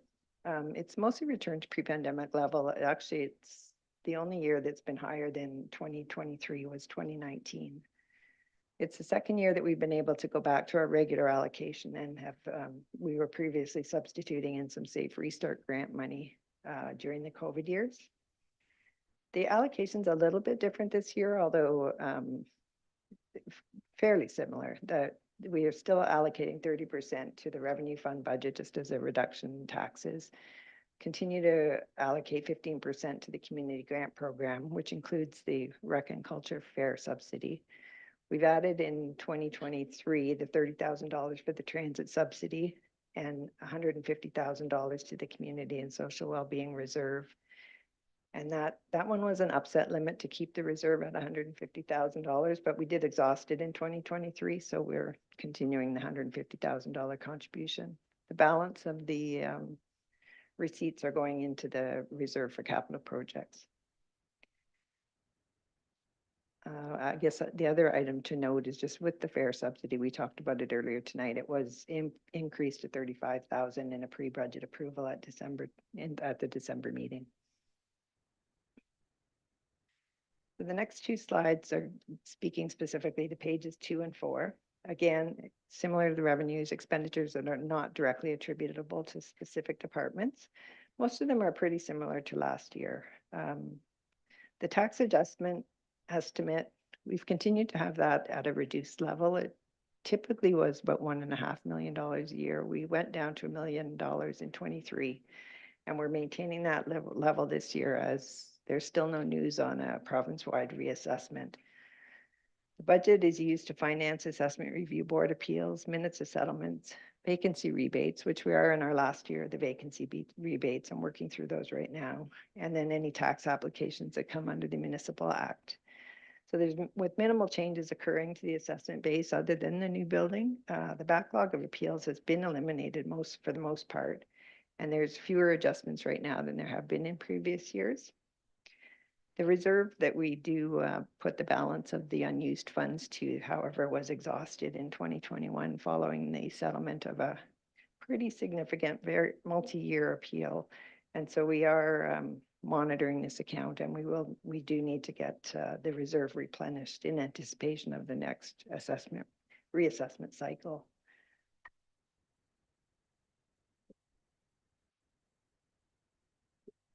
Boundary adjustment payments are due under agreements with our neighboring municipalities. We now deal with Norwich, East Ora, Tavistock, Blandford, Blenheim, and Southwest Oxford.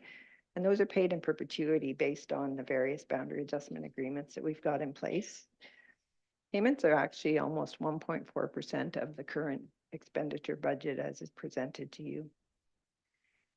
This year, you'll see there's an increase in the Southwest Oxford payment, and this is in anticipation of subdivision registration during 2024, which will trigger a one-time payment based on building permits and single-family dwellings. The charitable tax rebates are consistent year over year, and there's not any anticipated changes in 2024. We pay those grants out upon submission of a completed application by the charities, and they're meant to reduce their commercial taxes that they pay to a residential rate. Community Improvement Program continues to be a popular program. There's several components that make up the program, including grants for a portion of the expenses that are spent on a project, permit fees, and tax back grants. There's also 10-year interest-free loans that are available. While this program begins in the Economic Development Department, once the application is approved by council and finalized, Administrative Services administers the tax grant backs as well as the loan repayments. With the addition of our downtown development officer during 2023, a considerable amount of follow-up was done on some of the older applications, and so most of them have been or are in the process of being finalized. The budget numbers included in the 24 document are only those projects that are still in progress or are completed, but the paperwork's not yet been submitted. And we do include a small estimate as well for projects that may be approved and completed within 2024. And that program is fully funded by the Downtown Redevelopment Reserve Fund. With respect to the reserve and reserve contributions, they're fairly consistent with previous years. We're continuing a pause on the sick leave severance contribution at this time as the fund is funded for at least the next 10 years based on our payout estimates. We've maintained the municipal building reserve contribution at $450,000 again. And there is a contribution included to the salary reserve. That is our practice in years where there are outstanding collective agreements to settle. The 2022 surplus was allocated to the reserve for capital projects, which is why it looks considerably larger than the 2024 budget. The 24 contribution at the moment just reflects the basic funding level, a small portion of the OMPF grant, and the assessment growth. This funding is what we raise through the revenue fund, and it's what we use to fund the capital program, often referred to as capital out of revenue. The amount in the current year capital budget as adopted is always a little bit less than what's included in this budget document, only because we base the capital budget numbers on preliminary information, and now we have the final figures. We will be providing a list of reserve and reserve funds to council, likely in April. With respect to the debt, outstanding principal at the end of 2023 is just under $13,350,000, and that is principal only. We do finance a portion of our growth-related debt when we can from development charges. In 2023, we issued $900,000 for 3 different road projects, one of which was carried over from 2022. So there is another carryover yet in 2023. And we do anticipate, if everything goes ahead as planned and approved in 2023, that we could be issuing up to $14,500,000 in 2024. That includes the Southgate Center, the outdoor pool, the splash pad, market center, and the purchase of the 476 484 Dundas Street. In addition to that, there were several projects included in the 2024 capital budget as well for an additional $2.3 million. We will be making decisions with respect to the timing of the debenture issues as the projects progress through the year. But it is anticipated at this point that the only one that will require a repayment in 2024 is the purchase of the building next door. If we do issue all of the approved debt from 23 and the adopted 2024 capital budget, the outstanding balance at the end of 2024 will be just over $28,200,000. These estimates do not consider the downtown revitalization project, which will be discussed by council in March. So this slide just shows a breakdown of the debt by function, which it's actually quite changed from last year in terms of percentages.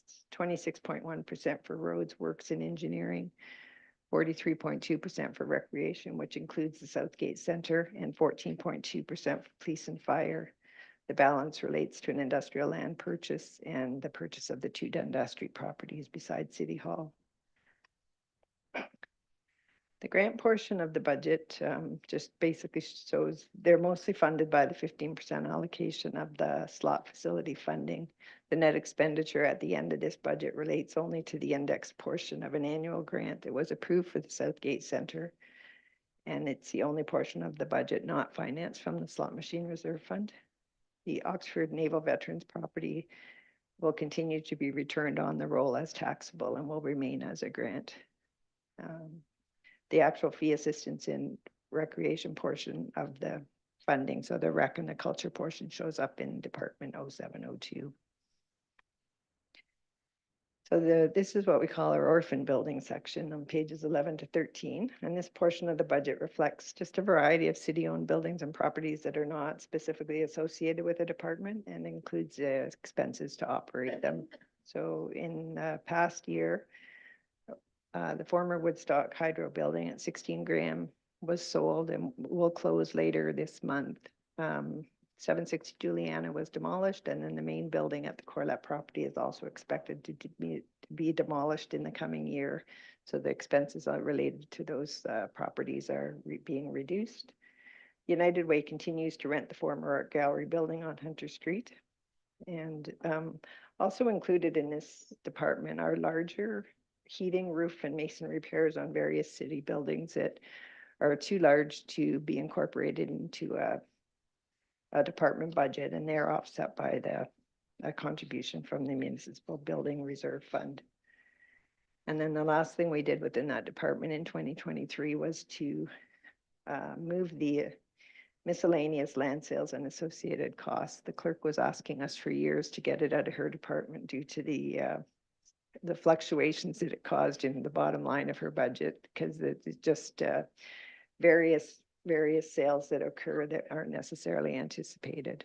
So we have moved that into this department as well. So with that, I'm going to turn it over to Mr. Sineve to do our departmental portion.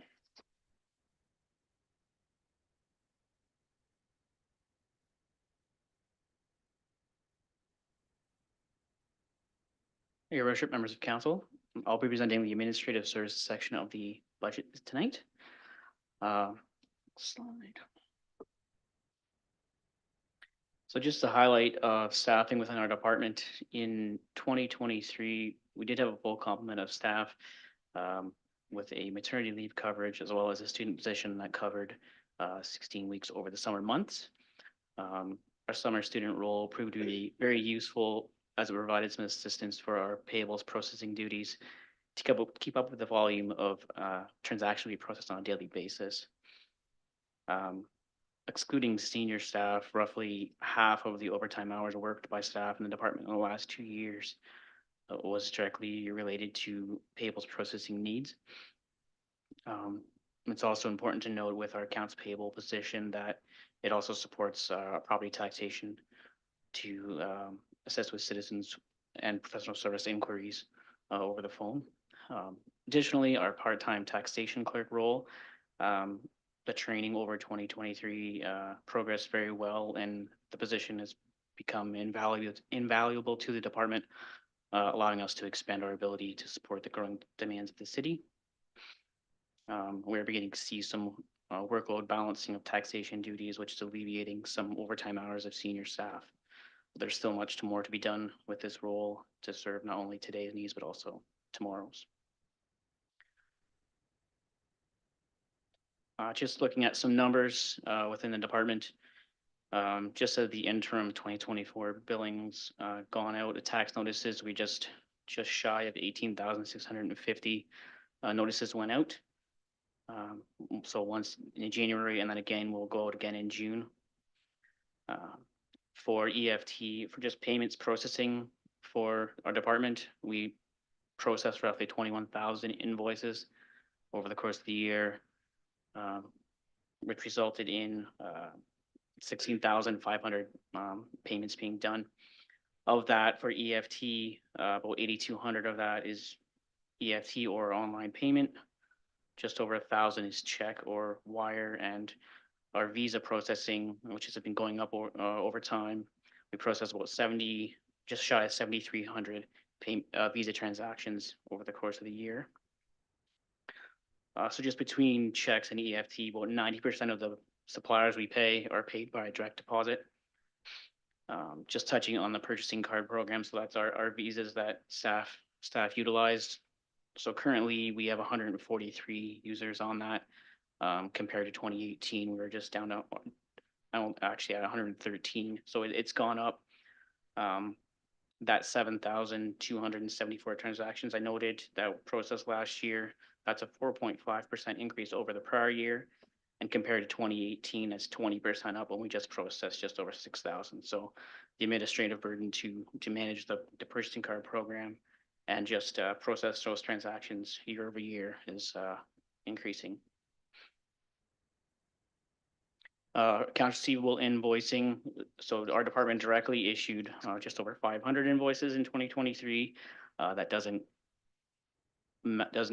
factor in our legend recreation software, which handles all of our rec programs and culture, and as well as our transit department issues bills for charters that they hold, and as well as our fire services issues for things like false alarms. They have to charge out for that. And our tangible capital assets at the end of 2022 is just over 353 million.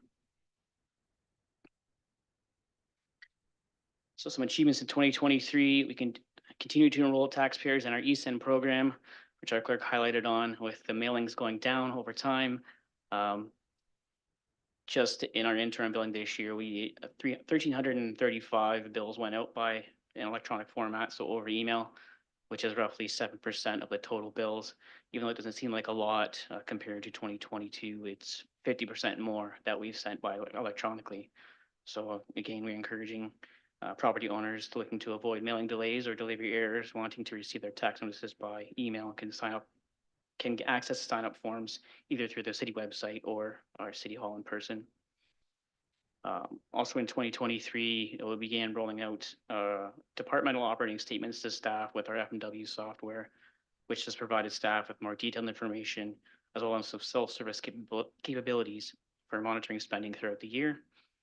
And we're also preparing our 2024 revenue fund budget reports in tandem with our current procedures and look to utilize that software going forward.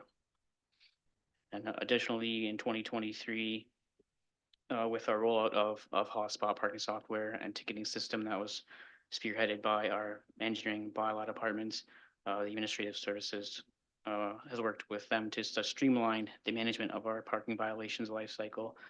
We also continue to provide support for people wanting to pay their tickets in person and also educate them on now the long overdue ability to pay online for those things. Looking to 2024, some of our goals in 23 are just carrying forward, just as workload demands and challenges experienced prevented us from completing those, such as updating our website for the administrative services section, the implementation of our electronic cash receipting over at the engineering office. It's a very manual process they do over there now, which also requires additional work on our end to then capture it into our financial software. As the recreation department has rolled out Perfect Mind, which is the replacement to Legend software that's currently in progress. So we're working with that department to ensure the success of the implementation, ensuring we can capture the financial information accurately into our system. And also for 2024, the next version of the asset management plan is due. So that'll be due July 1st. So staff's currently working on completing that in time. And then I believe right away, we're looking to look towards the next version, which will be required in the following year in 2025.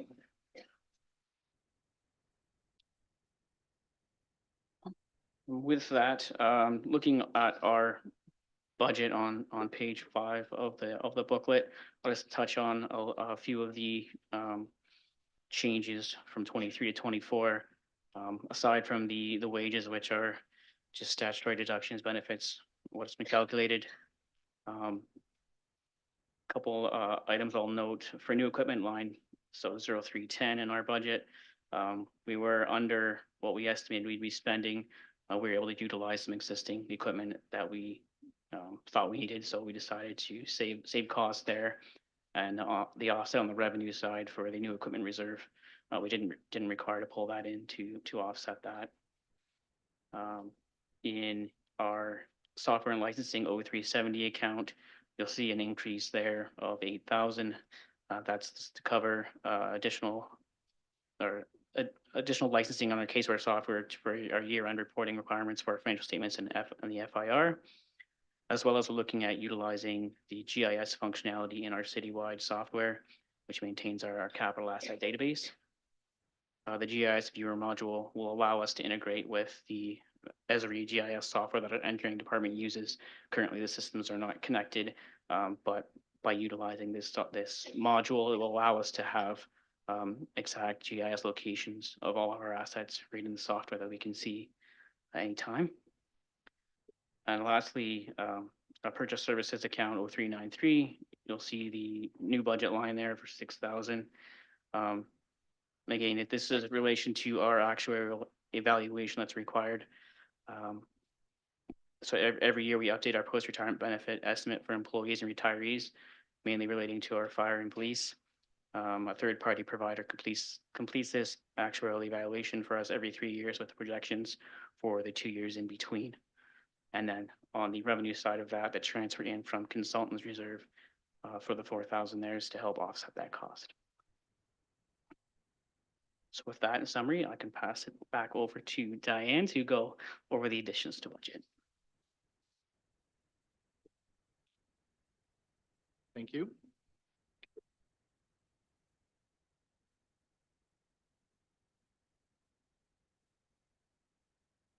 So your worship and members of council, we have two budget additions this year that we're asking for. First one is to increase the part-time taxation clerk to a full-time position as an impact of $21,000 in 24 and an annual cost of $73,000. We're just finding the workload and volume within our taxation function of the Treasury Department continuing to increase.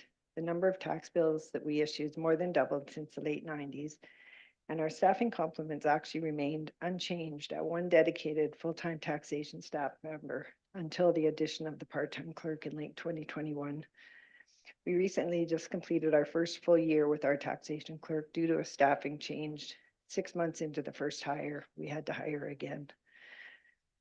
The introduction of the part-time position has allowed the offloading of a number of taxation duties from senior staff and has resulted in an additional staff member within the department with an in-depth knowledge of the taxation function.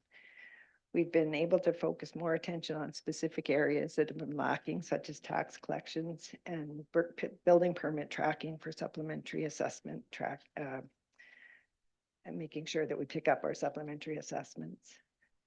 Again, the delay in the province-wide reassessment during a time of significant housing price increases is almost certainly going to have ramifications within our department as a result of increased requests for reconsideration and/or assessment appeals. We're currently up to date, essentially up to date with this type of adjustment, but we know that there will be significant time required in order to manage the issues that will result when the reassessment ultimately happens. There's more work that can be shared within this position, and we would like to transfer more of the daily interactions through telephone and email to this position. We're also anticipating that there will be some staffing changes within our department in the next year, and having another full-time staff member within taxation will assist with this transition. Excuse me. Our second request is for a full-time accounting coordinator. We currently have one accounting coordinator whose duties are to oversee our accounts payable, payroll, recreational software, direct deposit cash receipts, and maintenance of the various bank accounts of the city. Just the sheer volume of the transactional work at the city has increased significantly. Our processes would be improved if we could split this position into two distinct functions for each coordinator, with the ability for each to fill in for the other during vacations and other absences. Additional duties would be transferred from the deputy treasurer and the treasurer roles in order to better balance workloads and attempt to minimize some of the overtime. We also need to do some cross-training with our current capital asset management accountant, as he is the only one who's got any insight into pretty well the whole accounting side of the capital assets. It's just an area that needs to be addressed. And the introduction of the new recreation software is also significantly impacting our staff, as the software, as they will tell you, is built for registration and not necessarily for accounting. So I've been here for 32 years, and there's been various iterations of the administrative services department. However, the size of the actual treasury admin staff has not really changed. When I started, we had 8 full-time people and 2 part-time. And we now have 9 full-time and 1 part-time and 1 student. So there were some changes through the years, and we did have purchasing, and purchasing was decentralized. And we had a reduction in staff, and in the last couple, I guess in the last 10 years, we've added two staff, the asset management accountant and 1 accounting coordinator. In 23, we recorded over 500 hours of banked overtime. And that's approximately 15 weeks. There's no indication that these hours are going to decline, and I think it's time to ask for some assistance. We acknowledge right now that it's the busiest time of our year, but we're already at over 165 hours in January and February. Admin staff often also work our stat holidays, and that's fine, that's part of the job, but it would be potentially reduced if there was additional staff hours available. With the way that our year-end works, December, we always do our year-end software update. It's always during Christmas. Budget presentations are usually the day after Family Day, and the year-end the year-end audit coincides with the Easter break. I think that if we could have one more body and in department, that it would reduce some of the extra hours and allow us to balance our workloads more favorably. Department-wide, our vacation carryover also this year was just crazy. It was just under 1,000 hours. There's only 9 of us that have vacation time. Well, a portion of your vacation entitlements often carried over for a specific reason. In this situation, most staff have carried over the maximum and then also have special permissions due to the difficulty of using our vacation. Exacerbated by this, or what exacerbates this as well is a lot of our staff are long-term in nature, and so they're increasing their vacation that they earn. The increasing use of electronic systems and work processes, which intuitively should reduce workloads, often requires a higher level of scrutiny and verification by administrative staff to combat the number and magnitude of various types of fraud. Examples include our check fraud protection program, which our bank actually requires that senior staff upload any checks written so that there can be a verification before they're cleared at the bank. There's also considerably increased vigilance now with bank accounts for EFT for bill payments and payroll. I'm sure everyone in this room is aware of how many frauds have happened lately and how many municipalities have lost money. The workload related to the tracking of tangible capital assets has actually finally plateaued. However, the increasing requirements for information for these provincially mandated asset management plans that we put out every couple of years continues. As I mentioned, we have only 1 staff person with significant knowledge in this area, and it's really imperative that we do some cross-training on this position in order that we have business continuity and as well have a second staff person who can step in as needed with both capital asset knowledge and the use of our software citywide. Excuse me. Preparation of year-end working papers is something that actually I do. I've done them for 20, 30 years and nobody else has done that. We also do financial statements. We prepare the financial statements, which are then audited using a software package, and we do prepare the annual financial information return as well. We would like this new position to be able to step in and do the working paper preparation, so that would allow some time for myself and the deputy to do some training on financial statements and FIR.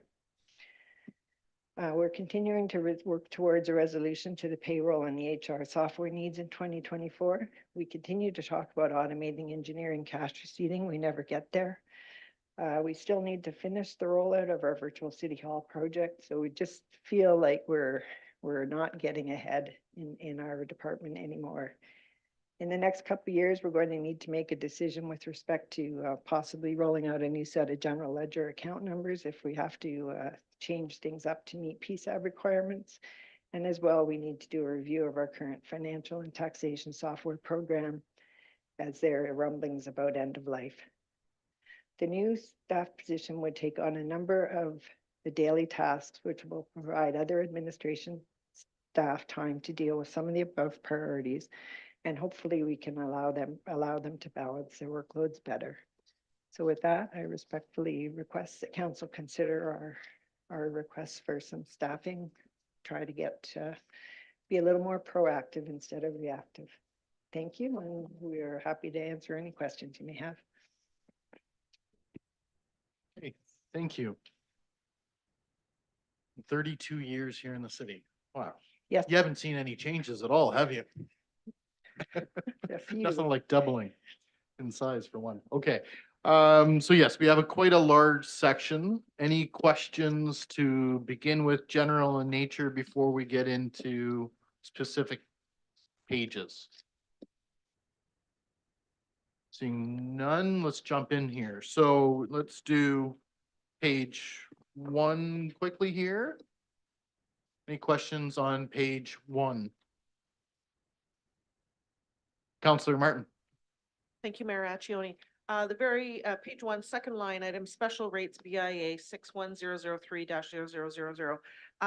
I noticed year over year, we have an amount in the previous year and a year to date in the previous year, but not an amount in the current year.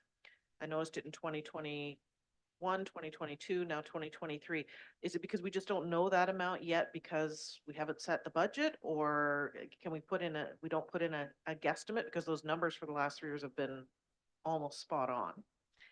Your worship, through to the councillor's question, the BIA will typically bring their budget in March, and we will include it in the final budget, but we don't include it in this one. There's an offsetting expenditure in the on page 4, so that it really has net effect on this budget itself, but it will be showing in your final budget when when we are ready to prepare it.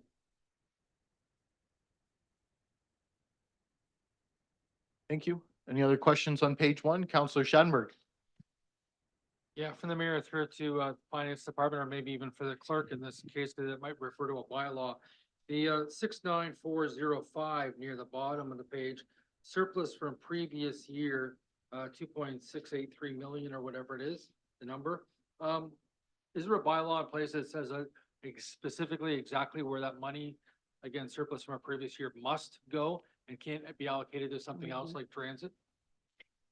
Your worship, through the councillor's question, no, we always bring a report to council with recommendations on where to put the surplus in any given year. The municipal act requires that we present a balanced budget. So if there was we always bring the surplus into the next year. If there was a deficit, we would also have to include it and raise additional taxes to cover that off, but no bylaw. So ultimately, we'll make the decision where that goes. Any other questions on page 1? Seeing done, go on to pages 2 and 3. Questions of council?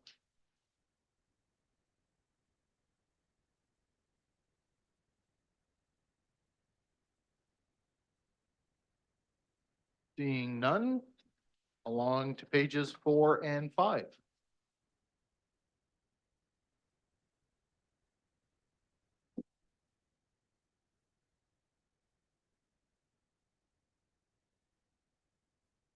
Seeing none, move along to page 6 and 7.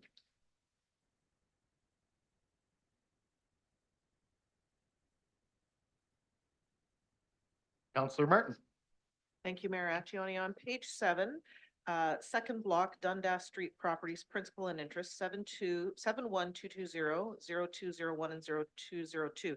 You mentioned the interest, 84,000. That is specifically a one-time payment we anticipate for the building next door that is purchased. Is that what I heard you say in your presentation?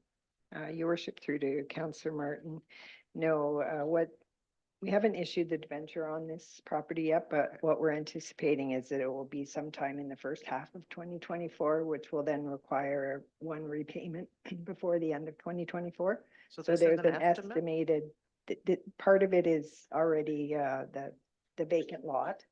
And then we've added the TriStar building to it. So the portion of it is, yes, an estimate. And in your follow-up, if I may, and in your presentation, you talked about if we issue all of the debt that we anticipate in 2024, our amount of principal will be $28,235 and change. I love to get out my amortization calculator when you give me numbers like this. This number of 84,000 that we're seeing in 2024 for interest, my number shows $1.3 million if our interest rates stay the same, if we issued that full $28 million. Am I using a wildly wrong number here in my amortization, or? I have that number over there. Like even over 20 years I mean, we're currently at 4.5 or 4.8%, whatever that number is. It's a big number. Yes, they are very big numbers. So that's a real number for 2025. Uh, Debt at whatever percentage, 4.5% over 20 years on 28 million is a number we're looking at. Your worship, through to the councillor's question, I would prefer to answer that when I have a chance to look at my backup. May I suggest emailing Yep. that so it can be answered properly? Thank you. Any other questions on page 6 and 7?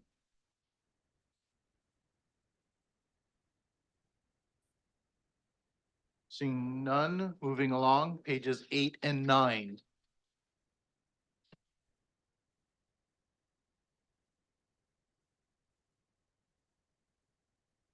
Counselor Martin. Thank you, Mayor Accioni. Appreciate your patience. We have a community granting program. So on page 9, I see that number for 140,000 for 2024. So that's 83747. But then I see three other grants, one for Southgate Center, one for the Sylvania Band, and one for Naval Veterans. Are those standing grants year over year? They aren't an application each and every year. They're a standing grant? Your worship, through the question, yes. The one is actually, the Sylvania one is actually a provision for the reserve. We set money aside to bring the band. The Naval Veterans is, yes, a standing grant.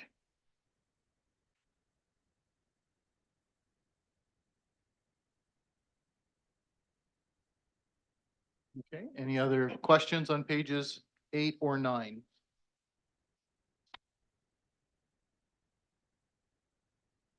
Seeing none. Pages 10 and 11. Counselor Schanberg. Yeah, top of page 11, where they talk about revenues, should there or could there be a line there for the sale of 453 Dundas? Or will that not occur this year? Your worship, through the question, I believe that property is getting ready to be listed. So this is where it will show up, but we have not included it. I don't know that the decision was made to actually sell it until recently.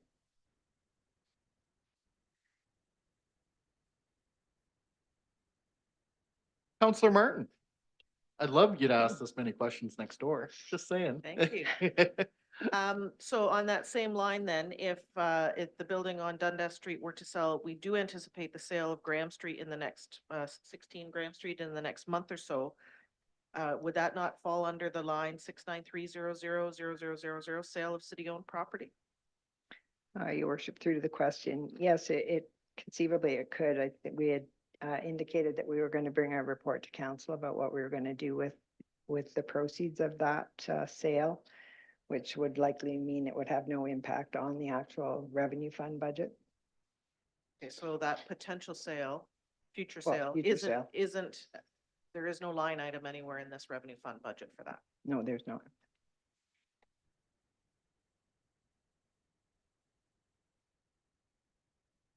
Any other questions on pages 10 or 11?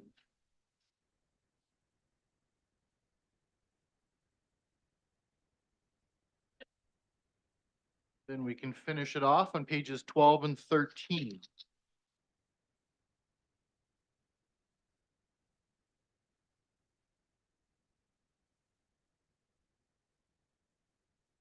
Last opportunity for questions of Administrative Services Department.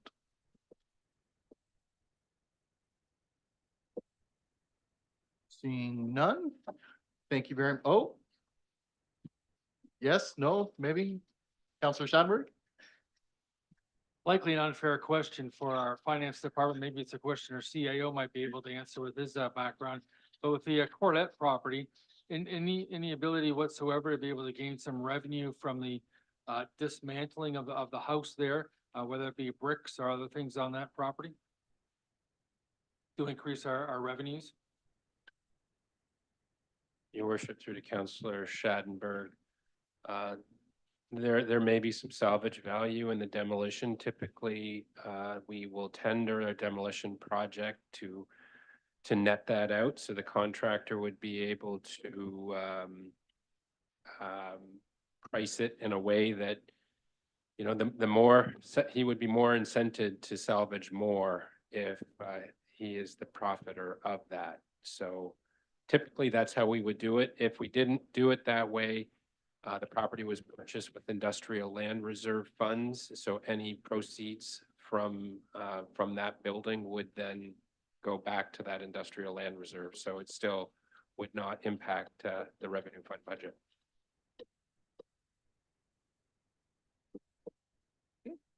Any other questions for administrative services? Nope. Okay, thank you very much. Again, thank you. staff for being here as well to answer any questions. Next up, we will welcome Ms. Collins, Marketing and Communications. This is on page 98 and 99 for those following at home. And for council, of course. Welcome. Thank you very much, Your Worship and members of council. So I'd like to just share with you a few highlights as we pull up my presentation.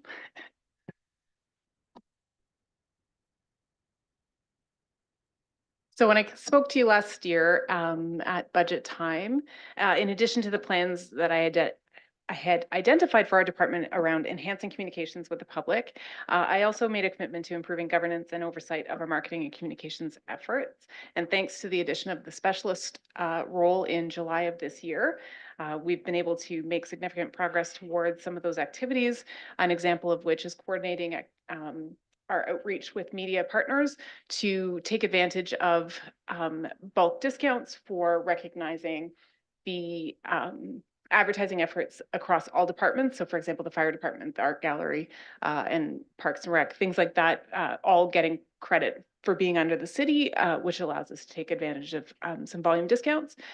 It takes a more coordinated approach towards our sort of our voice in the community as well, and centralizes and makes it easier to maintain those relationships from a payment processing standpoint with our media partners as well.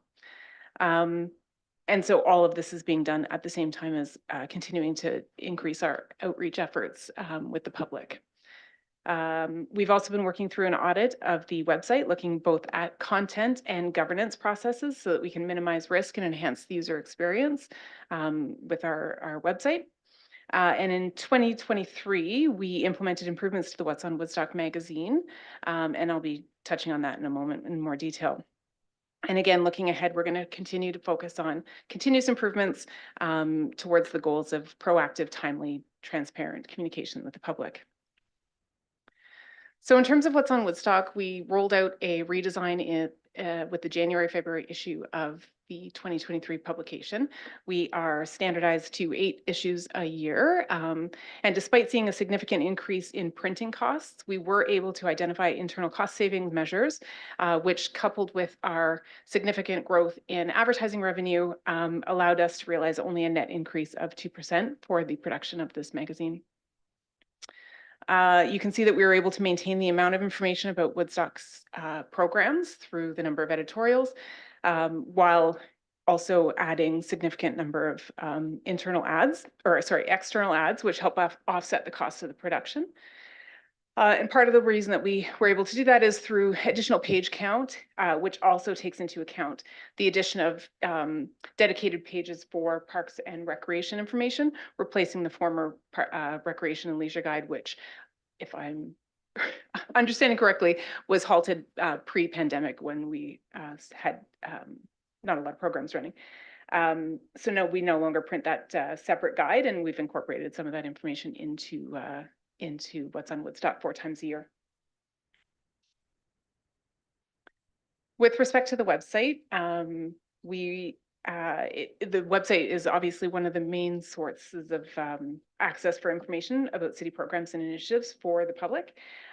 In our analysis shows that we had nearly 500,000 users, which is essentially visits to our website in 2023, and 1.3 million page views, which again accounts for, the homepage visits and things like that, which people are going to hit more than what we don't have 1.3 million pages, luckily, on our website.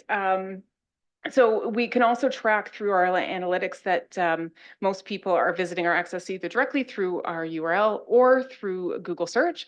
And we can see links back through both our social media analytics as well as the Google Analytics results that we do get a number of referrals from our Facebook channels. So when we're advertising or promoting information about city programs and services on Facebook, we can track that it catches people's attention and are able to follow that to the website for more information about that initiative that they're looking for. And because we know that municipal websites can be overwhelming for some people with the breadth of content and services that we offer for the public, we've been working hard to ensure that information is easier to find, up to date and accurate so that the public can have confidence in the information that they find on our site.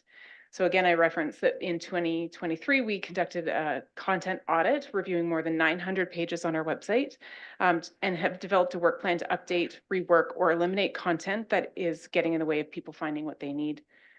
As part of the audit, we're also reviewing and creating or updating governance processes, including identifying training requirements so that staff are equipped with the information, knowledge, and skills to produce user-friendly and accessible content for the public. You'll also notice in the 2024 budget that the costs associated with the website have been pulled out from the general IT budget and brought into its own line back in the marketing and communications budget. And that's to give us better visibility into the actual costs of maintaining and operating those budgets so that we've got clarity on some of those additional costs that come through. Couple of budget notes with respect to changes from 2023 to 2024. So last year, the specialist role started in July, and you'll notice that the staffing costs have been annualized in the 2024 budget. And we've also adjusted the What's on Woodstock budget to reflect the actual costs and updated revenue targets based on the success that we saw in 2023. And I will also note that the cost of the city's services calendar, which is another publication that goes to all homes in Woodstock, is it comes out of that budget line as well. Sorry, I'm flipping my pages in a really terrible way. Try to track where those go. So additions to base. We wanted to flag for you that in 2025, we will be coming forward with an update request for a new platform for the website. It will allow us to address some of the internal needs that are coming from different departments about how we present information and the capabilities that our current website platform has. It'll allow us to address some of the accessibility issues that are outstanding through and identifiable through new and better reporting or scanning software that identifies these issues. And then currently we don't have the ability to modify ourselves without going back for support from our website provider. And also it should be noted that the content provider we currently have has a new platform. And so at some point they will likely end of life the current platform. And so we want to just be proactive and anticipate that a change will be coming at some point and get ahead of the curve in terms of doing that work. Now, to help advance this, because we recognize that it's a big undertaking to go through this process, we are requesting a summer student position be created for 2024 to help implement some of the recommendations coming out of our audit. This will help within the existing platform create a better user experience by rewriting some of the content, addressing some of the concerns from some of the departments in terms of being able to improve the way that their content is written and presented on the website. And it'll just happen more efficiently and cost effectively than having the staff in the department currently working on that. Again, the newer platforms will have greater capabilities and functionality that will address some of the interests and needs for some of the other departments. For example, the art gallery has additional needs identified through their digital strategy. The museum has expressed an interest in this as well based on the types of information that they share with the collections, being able to present that in a better way, and downtown as well as our current economic development microsite, which is essentially just a smaller website with a distinct URL and its own menu and navigation, so you don't have to find it within the context of larger city services. And again, the costs that are identified there on the screen are inclusive of all of those pieces, if for 2025, notwithstanding price increases from, those are the quotes that we got this year for that service. And I will also make the note that the website updates do address or are connected to the strategic plan recommendations. Action item 2.8, which is implement and maintain an e-services strategy for the city. Action 4.3 to market and promote recreational services in Woodstock, and action 6.1 to enhance ongoing public engagement and leveraging city communications to enhance belonging and community identity. And so with that, I'm happy to answer any questions.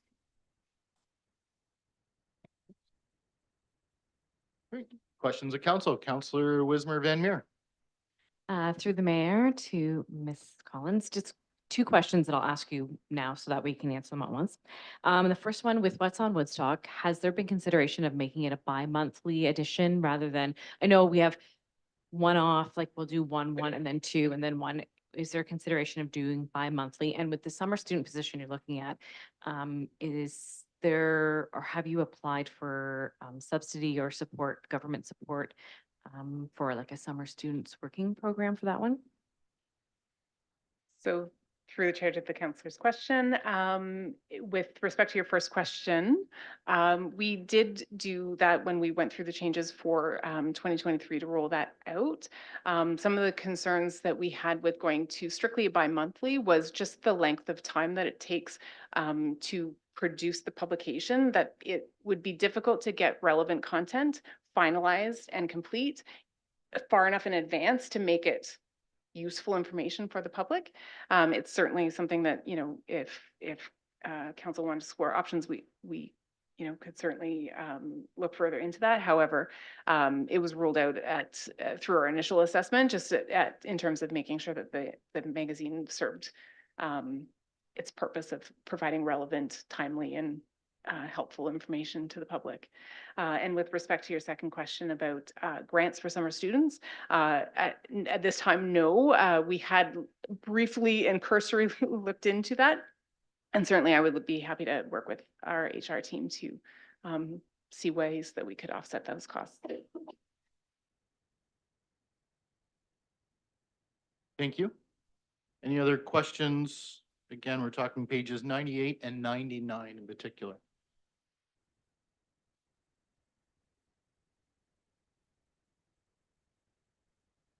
Seeing none, it's fantastic. Okay. I get a lot of compliments on what's on Woodstock, so please keep that up and keep it current. Thank you very much. Moving along to Mr. Creary, CAO. We're going to be talking about, CAO department as well as planning.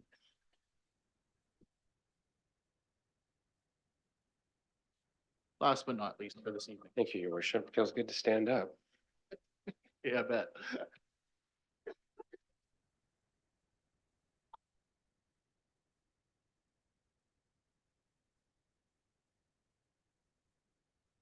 Okay, we'll just wait for that to launch. There we go. Okay, it's been a long evening, so I have two short little budgets to cover, and then a discussion about debt. Okay, we'll start with the planning budget. It's a small one-page budget, page 52. It covers some planning revenues as well as expenditures. The revenues relate to zone change application fees.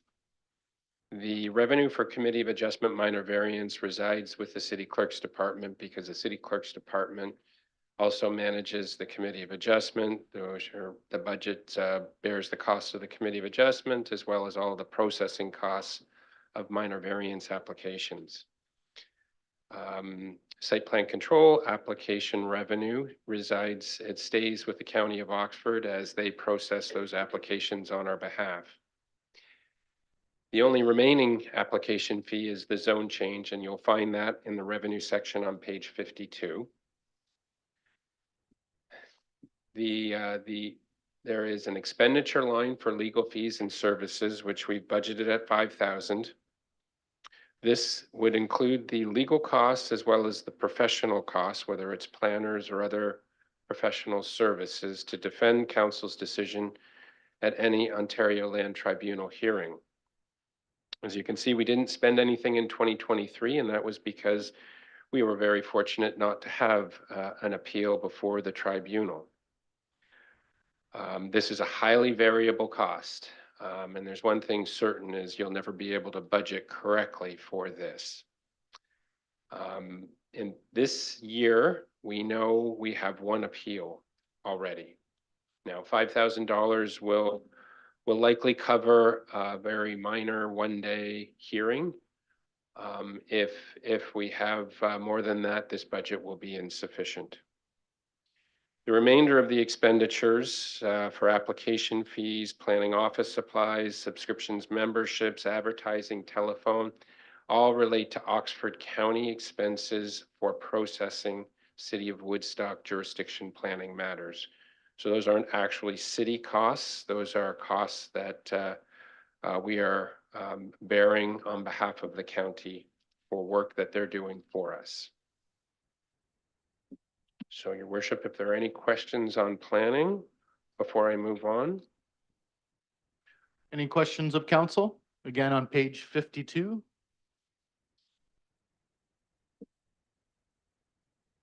No, seeing none, I guess we'll move along to page 97. Okay, thank you, Your Worship. So we'll move on to the CAO budget.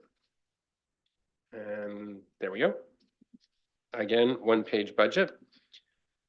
Few things to note here. First is the wages. This includes the wages for the CAO as well as the shared cost of the senior administrative assistants to the CAO and mayor. The other half of that cost resides in the council budget. Legal fees, we're budgeting at $63,360. It is an increase over last year. This again, a highly variable number. It depends on the actual amount of legal services we require in a year. It ranges, it hits peaks of 70,000 in the past, and then it'll follow by troughs that drops into the 30s. 40,000 is an average. Last year we had a higher than average legal expense. There was a significant amount of negotiations for land sales, given the marketing of the land in the Pattullo Ridge Business Park. Am I speaking too loud? There was also the sale of the Graham Street property. There was some very complex land sales and land swaps associated with the Gulf North property. So there was some significant costs. And of course, then we had the examinations for the transit authority question with the County of Oxford last year. So we're looking forward into 2024, anticipating that we're going to continue higher legal costs in 2024. There was a reserve that was available for legal fees, and so we opted to bring that into revenue to help mitigate that increased cost. So, Your Worship, if there are any questions on this. Thank you. Any questions of council? Again, on page 97.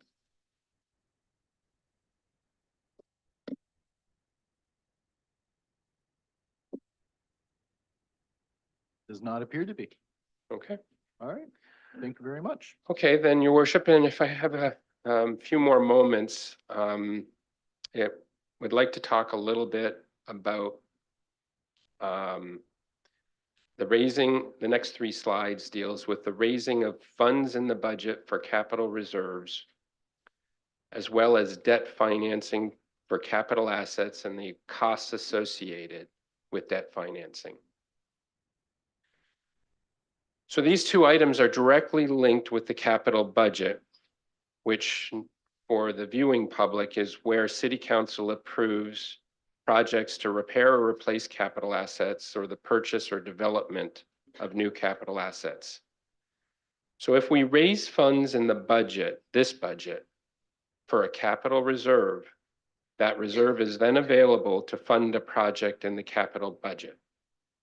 If we do not raise funds in this budget for a capital reserve and the work is necessary or desired by City Council, then debt financing may be the only choice to advance that project. And principal and interest payments then will encumber the budget for the next 10 or 20 years. So just looking at the recommendations to addition to base budget, we have a number related to capital reserves. The first one being the asphalt resurfacing reserve. We're recommending council approve an additional $200,000. Now, the intention of this is that $200,000 would become annual sustainable funding to support the asphalt resurfacing program. Council approved this increment in the 2023 budget, and we put that money directly into the asphalt program for 2023. These are not funds that we just raised to stick in a reserve. These are funds that are raised and immediately in that fiscal year are put into the capital program to be used for asphalt resurfacing. So the intent behind this motion would be that the $200,000, if council approves it, would continue every year into the future. The second bridge reconstruction reserve of $400,000, the intent of this one would be that the motion to approve this would be written in a way that this would be approved as base budget at $400,000 for each year of the next 4 years. So that in 2027, $1.6 million has been raised, which is the year in which the Butler Street Bridge reconstruction is planned. At the end of 2027, in the 2028 budget, our recommendation would be to simply lower the number in the bridge reconstruction to reserve to whatever the asset management recommendation would be for sustainable lifetime funding for the bridge culvert asset category. The third, the road reconstruction reserve, this recommendation of $400,000, this motion would intend to be written as $400,000 to form part of base budget going forward. So every year, $400,000 would be raised for road reconstruction purposes. The intent of this is to displace $400,000 of debt that is used to finance road reconstruction each year. In 2025, we would come forward with a subsequent recommendation to continue to eat away at the $800,000 of annual debt that's issued for road reconstruction purposes. The street lighting reserve would be written in a way such that $50,000 would be ongoing sustainable funding for street lighting work. So the first one, asphalt resurfacing, is additional funds to displace other financing in the capital program. The next two, the bridge and the road reconstruction, are debt avoidance recommendations. The third, street lighting reserve, is again providing additional financing capacity within the capital program to finance ongoing work.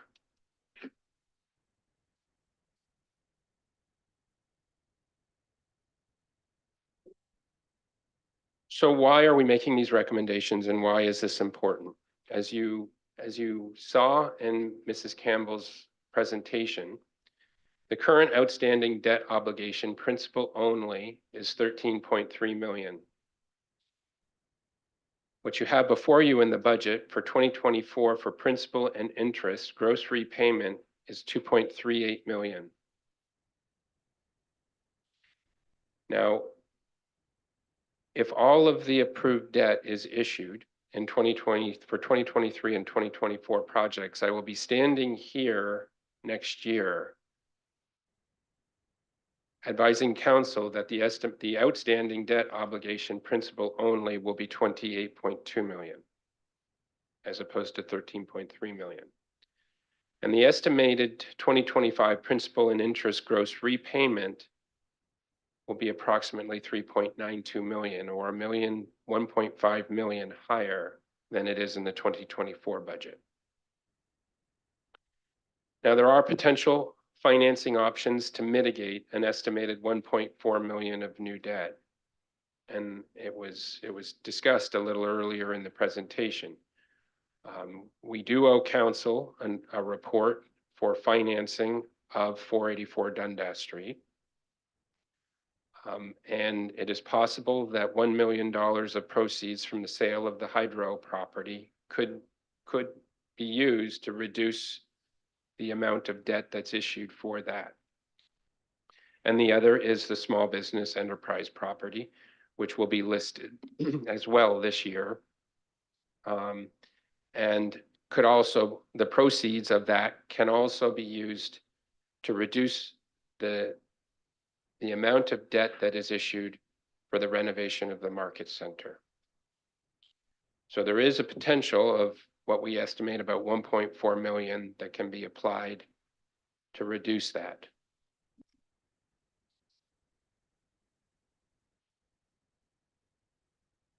Okay, so looking forward, financial sustainability. So in 2024, we are required to produce the asset management plan for non-core assets. Council received and approved the asset management plan in June of 2022 for the core asset category. The non-core asset category will bring in buildings. Now, the debt that we've been talking about so far is debt being issued for state of good repair capital projects, whether it's a road reconstruction, a bridge reconstruction, street lighting. It's all state of good repair. It's the repair of current assets. But we also have some large expenditures in the capital forecast looking forward, which may require issuance of debt. So even though we're looking at increasing reserve contributions in the area of roads, bridges, and street lighting, there are other areas, state of good repair, that will require additional funding that we may not be able to produce, meaning we need to turn to debt. And specifically, the complex roof replacement project, estimated at 2.78 million, spread between 2025 and 2027. And the turf replacement at Cowan Park Sportsplex, which is estimated at just under $1 million, which is scheduled for 2025. It may be possible to finance this with portions of it with other sources. We will always build the capital program to use the available financing and only turn to debt when we can't quite make the financing work.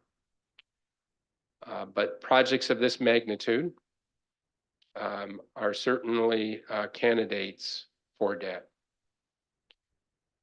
Now, I also want council to be forward-looking. You heard earlier tonight in the presentation from Mr. Connors that our recreation assets are starting to reach their capacities.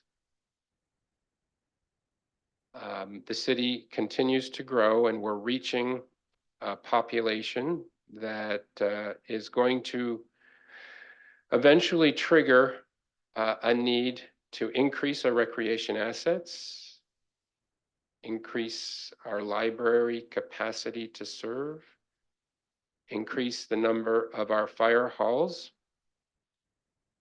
And all of these are very large projects. We have in the capital program now a new twin pad arena, Fieldhouse Youth Center with it's an estimated cost of $15 million, but that's really nothing more than a placeholder number. There is no reality or substance behind that number. Council approved funds this year to begin the feasibility study that will engage the local recreation user groups to help scope what that new community complex should look like and what it should include. The actual dollar value of that project is far from being able to be estimated. I think one thing is certain, it will be much larger than 15 million. And it is just one example. Now, development charges are available to fund growth-related projects, but there are limits to development charge financing. Development charges can only be collected for historical service levels. They can only be collected for growth that looks out 10 years. And when you're building a brand new arena, you can't build a quarter of an arena. You have to build an arena that has capacity that exceeds 10 years. You can't build a third fire hall that only has capacity for 10 years. It's capacity for 30 years of growth. And so development charges can't capture that. And so these large ticket projects will trigger the need for debt financing. And debt financing for growth-related projects, if you could classify debt as being less good and more good, using debt for a growth-related project, we would say is better, because you are spreading the cost of a facility that has significant additional capacity over a forward-looking growth period where new people will be moving into the city and being able to take advantage of it, but then they will also be helping to pay the cost, as opposed to just those who reside here today paying the cost.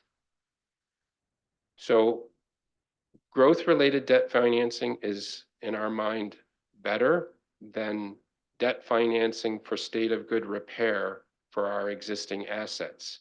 And that's why you will always see us bring council recommendations to increase reserve contributions for capital assets for state of good repair. So debt is completely a decision of council. The council will need to find its own comfort with the level of debt that the corporation holds.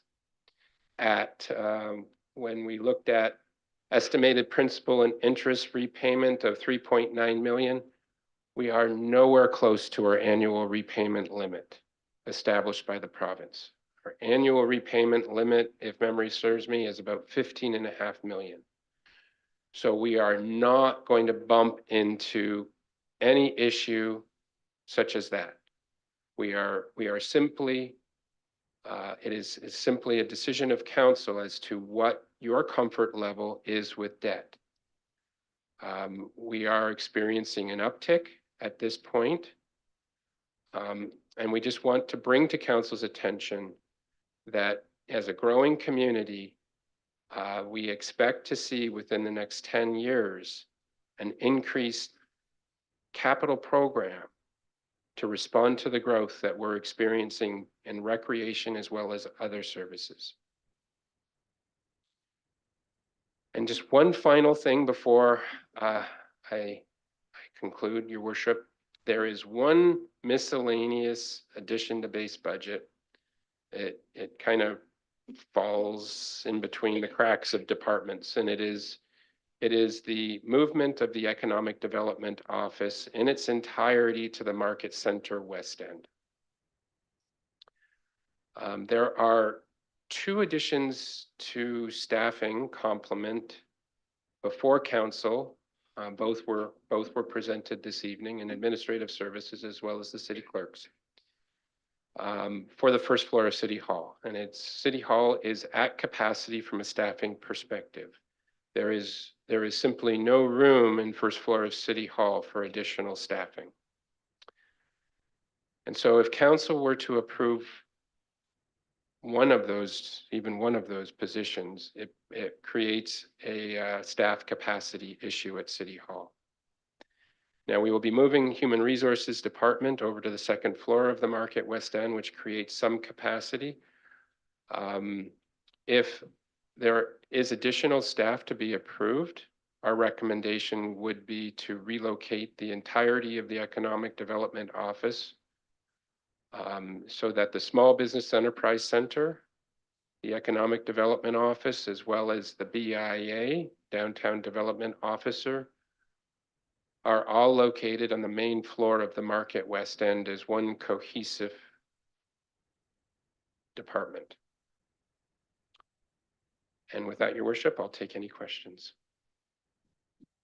Excellent. Thank you. Councillor Leatherborough. Through your worship, thank you very much. Just back to the slide, I'm not sure if it's going to reappear, of debt. And just for the viewers at home, as well as for my understanding, I'm just surprised to not see the streetscape master plan acknowledged, whether it is this coming year or down the road, when we're looking at that vision of down the road, just to get that fulsome picture of what would that total purse of debt look like? Because I do know that the motion was to come back to us at the end of March, but I think as that consultation piece is out in community right now, I think that those numbers would be really helpful for our council and the public. Your Worship, through to Councillor Leatherbarrow, we can run those scenarios. What we're providing council is what council simply approved in the 2023 program that hasn't been issued yet, and what's been approved in the 2024 program. So we haven't included anything that would not have been approved. If council wishes, we will include that in the report that comes on March 21st for council's consideration of that project. And we can provide that information at that time.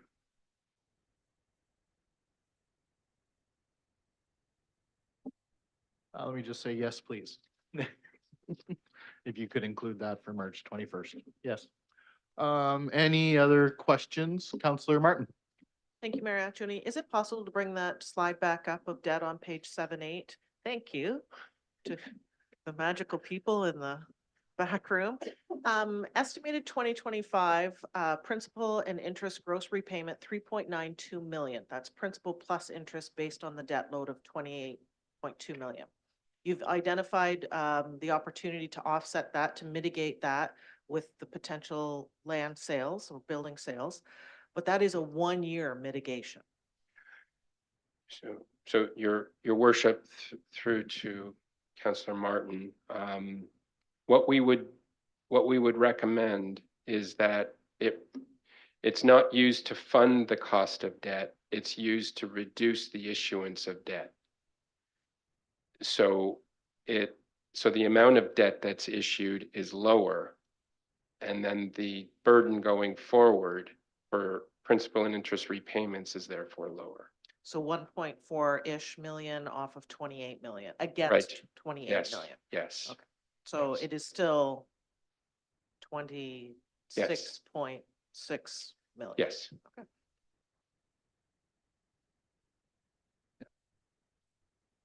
Any other questions of council?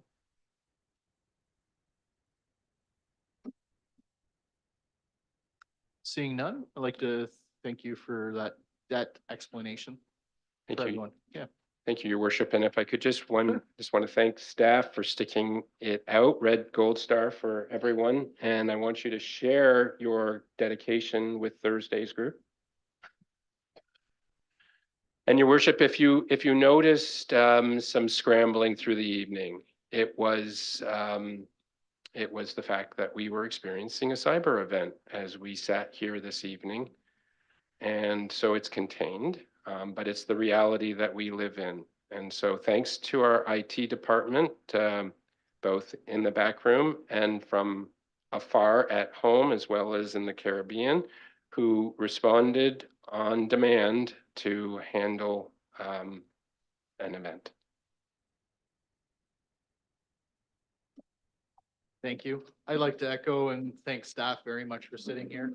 I know those seats are not the most comfortable thing in the world, but we thank you for being here, being available, and willing to speak if needed. So thank you very much, everyone. For those watching at home, I'd like to say thank you for watching. This Thursday coming up at 5 PM, we'll also be continuing on.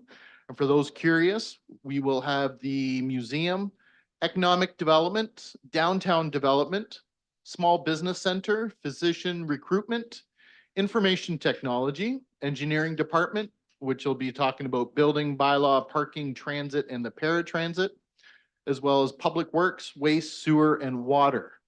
So we have another big meeting on Thursday evening. Again, thank you staff for being here. Thank you all staff throughout the city for putting all this together and being willing to answer council's questions and my own as well. So thanks, everybody. If there is nothing else, I'll look for a motion to adjourn. Councilor Lauder, second by Councilor Schattenberg. All those in favor? We are adjourned. Thanks, everybody. Have a good night.